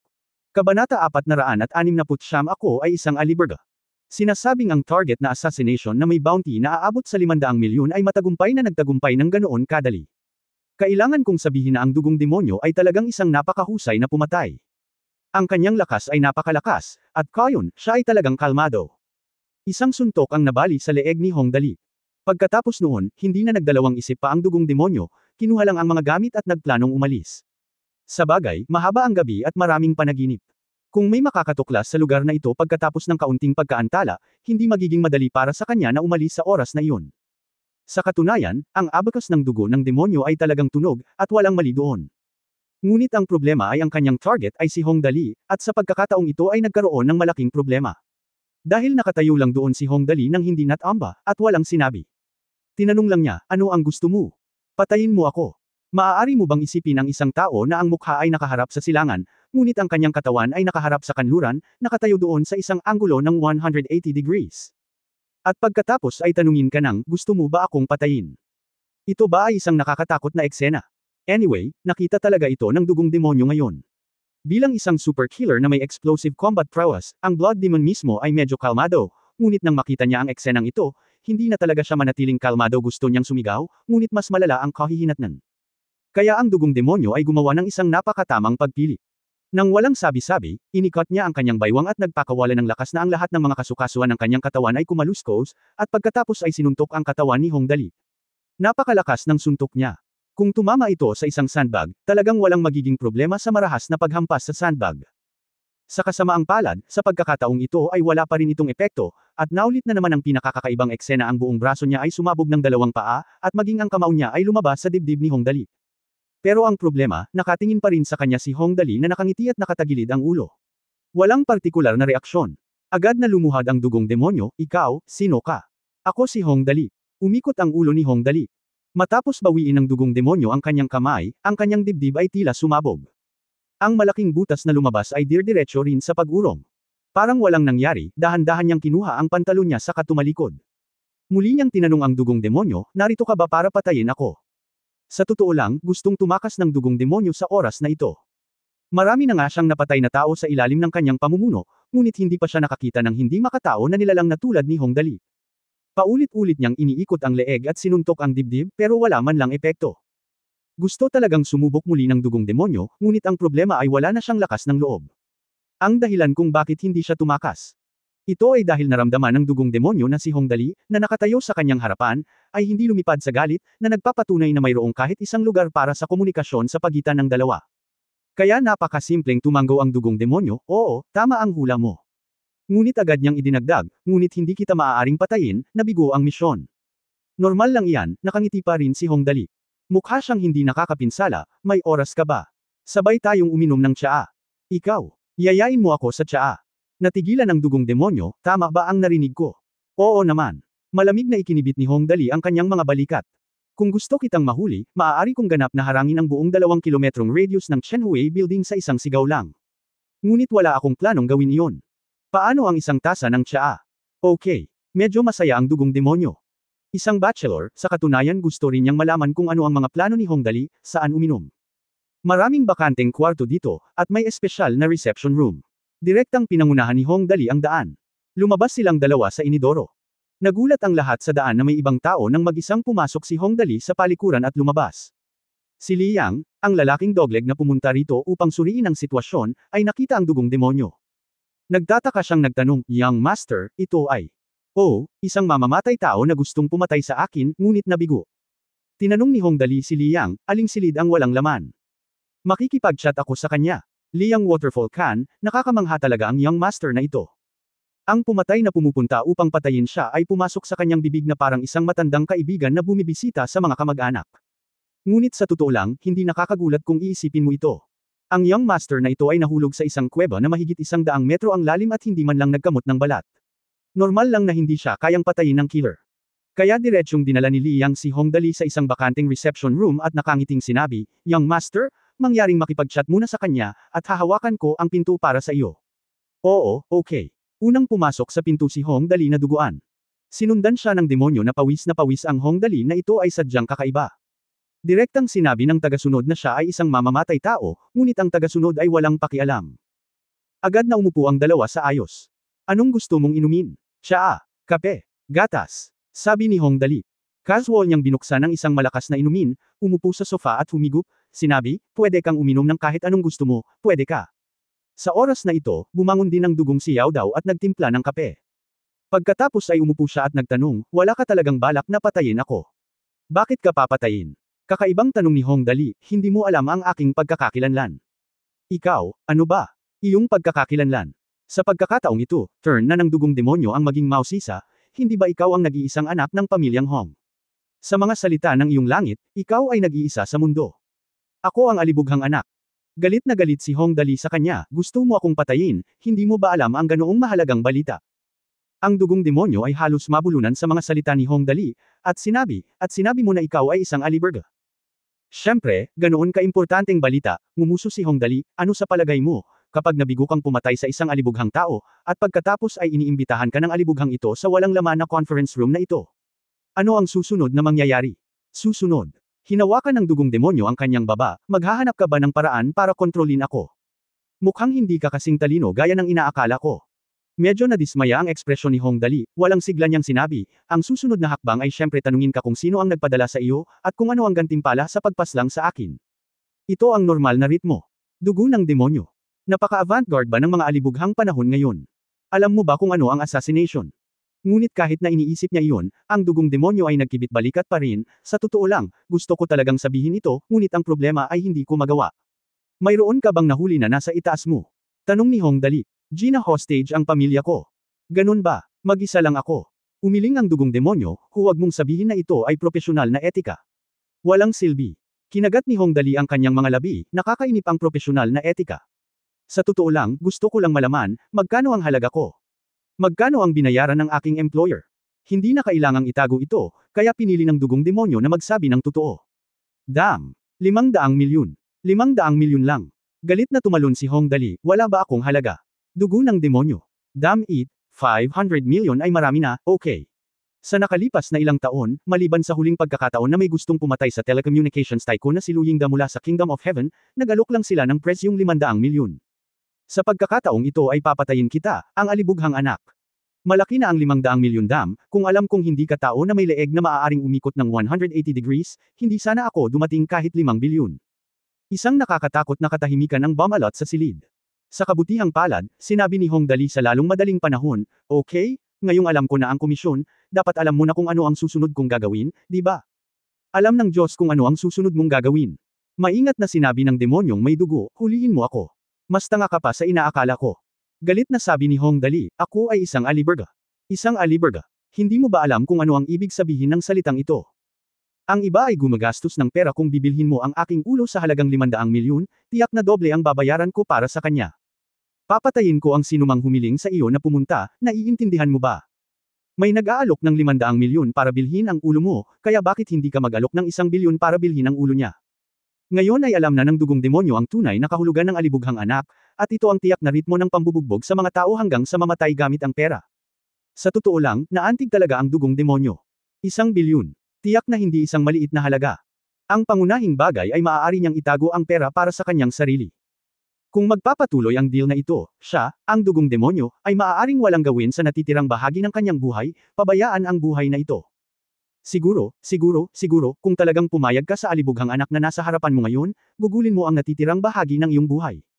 Siguro kaya ko na talagang mamuhay ng normal, makapag-asawa at magkaanak, at hindi na kailangang mag-alala tungkol dito araw-araw. Kanina pa niya ito pinag-isipan, pero ang problema, wala ng pag-asa.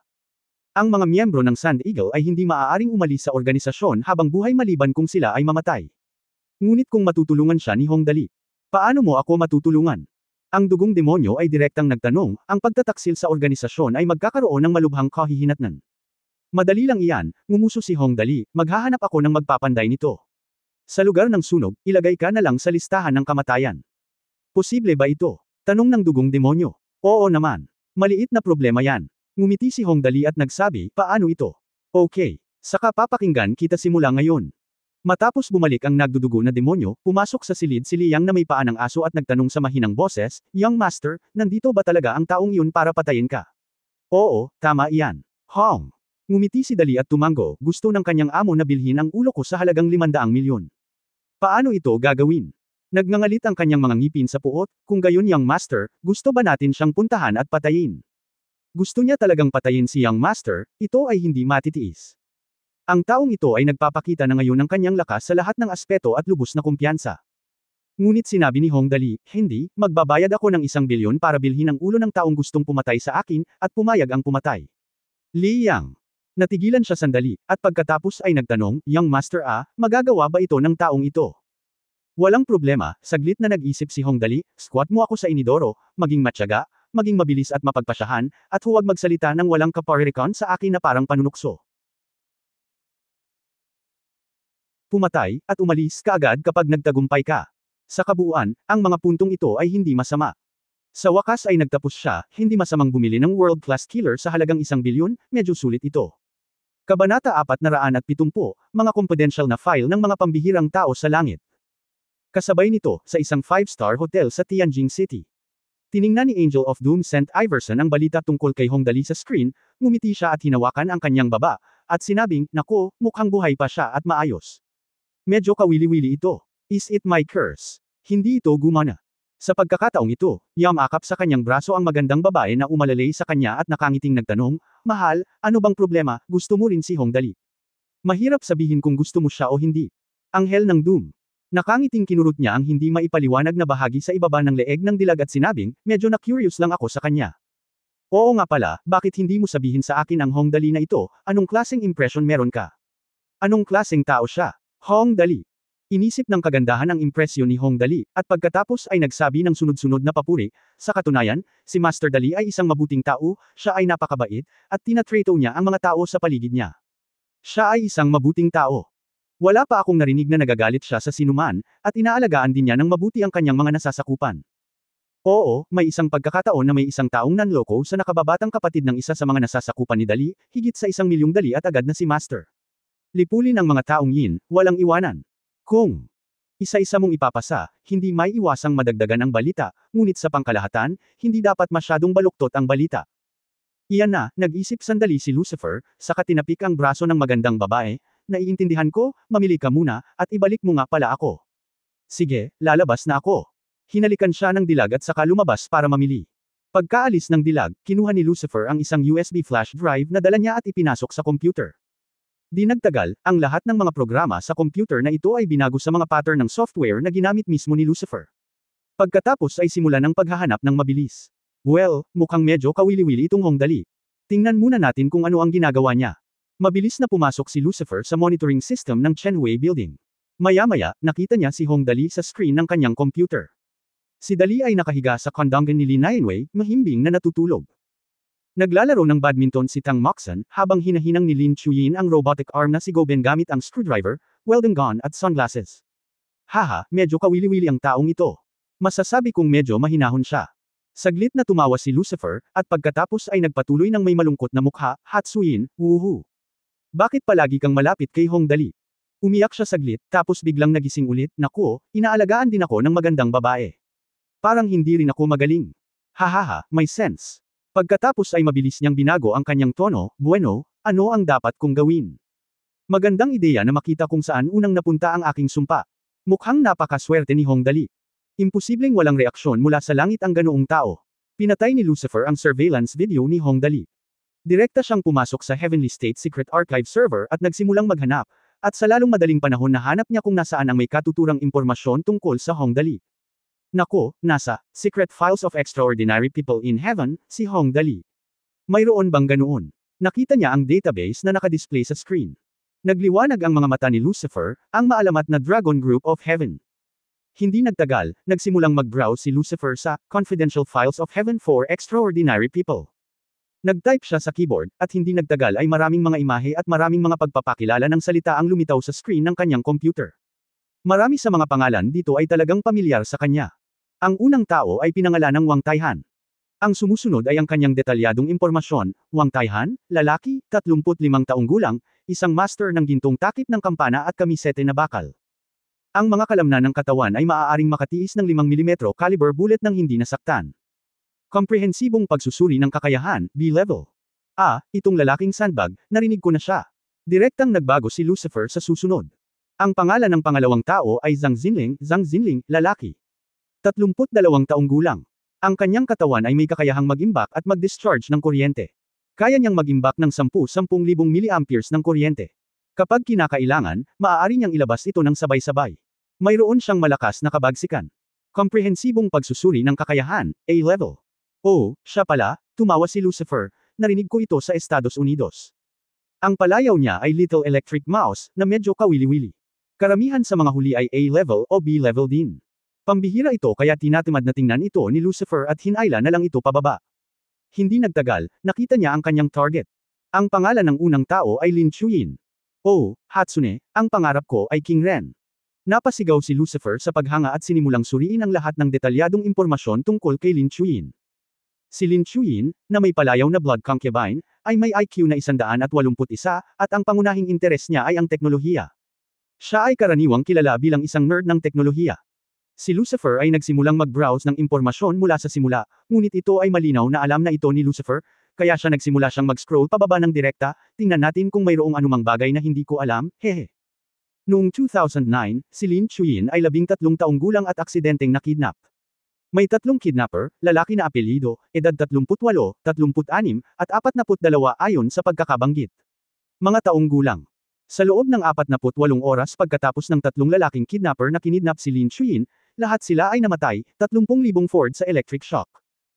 Kaawa-awa, ito ang halaga ng pagkidnap kay Lin Chuyin. Nagpatuloy si Lucifer na tumingin sa screen. Paglalarawan sa loob ng 10 taon, noong 14 na taong gulang si Lin Chuyin, matagumpay siyang nakabuo ng endoskeleton armor. Dahil sa material na mga kadahilanan, ang teknolohiya ay hindi pa mature, ngunit ito ay medyo praktikal na.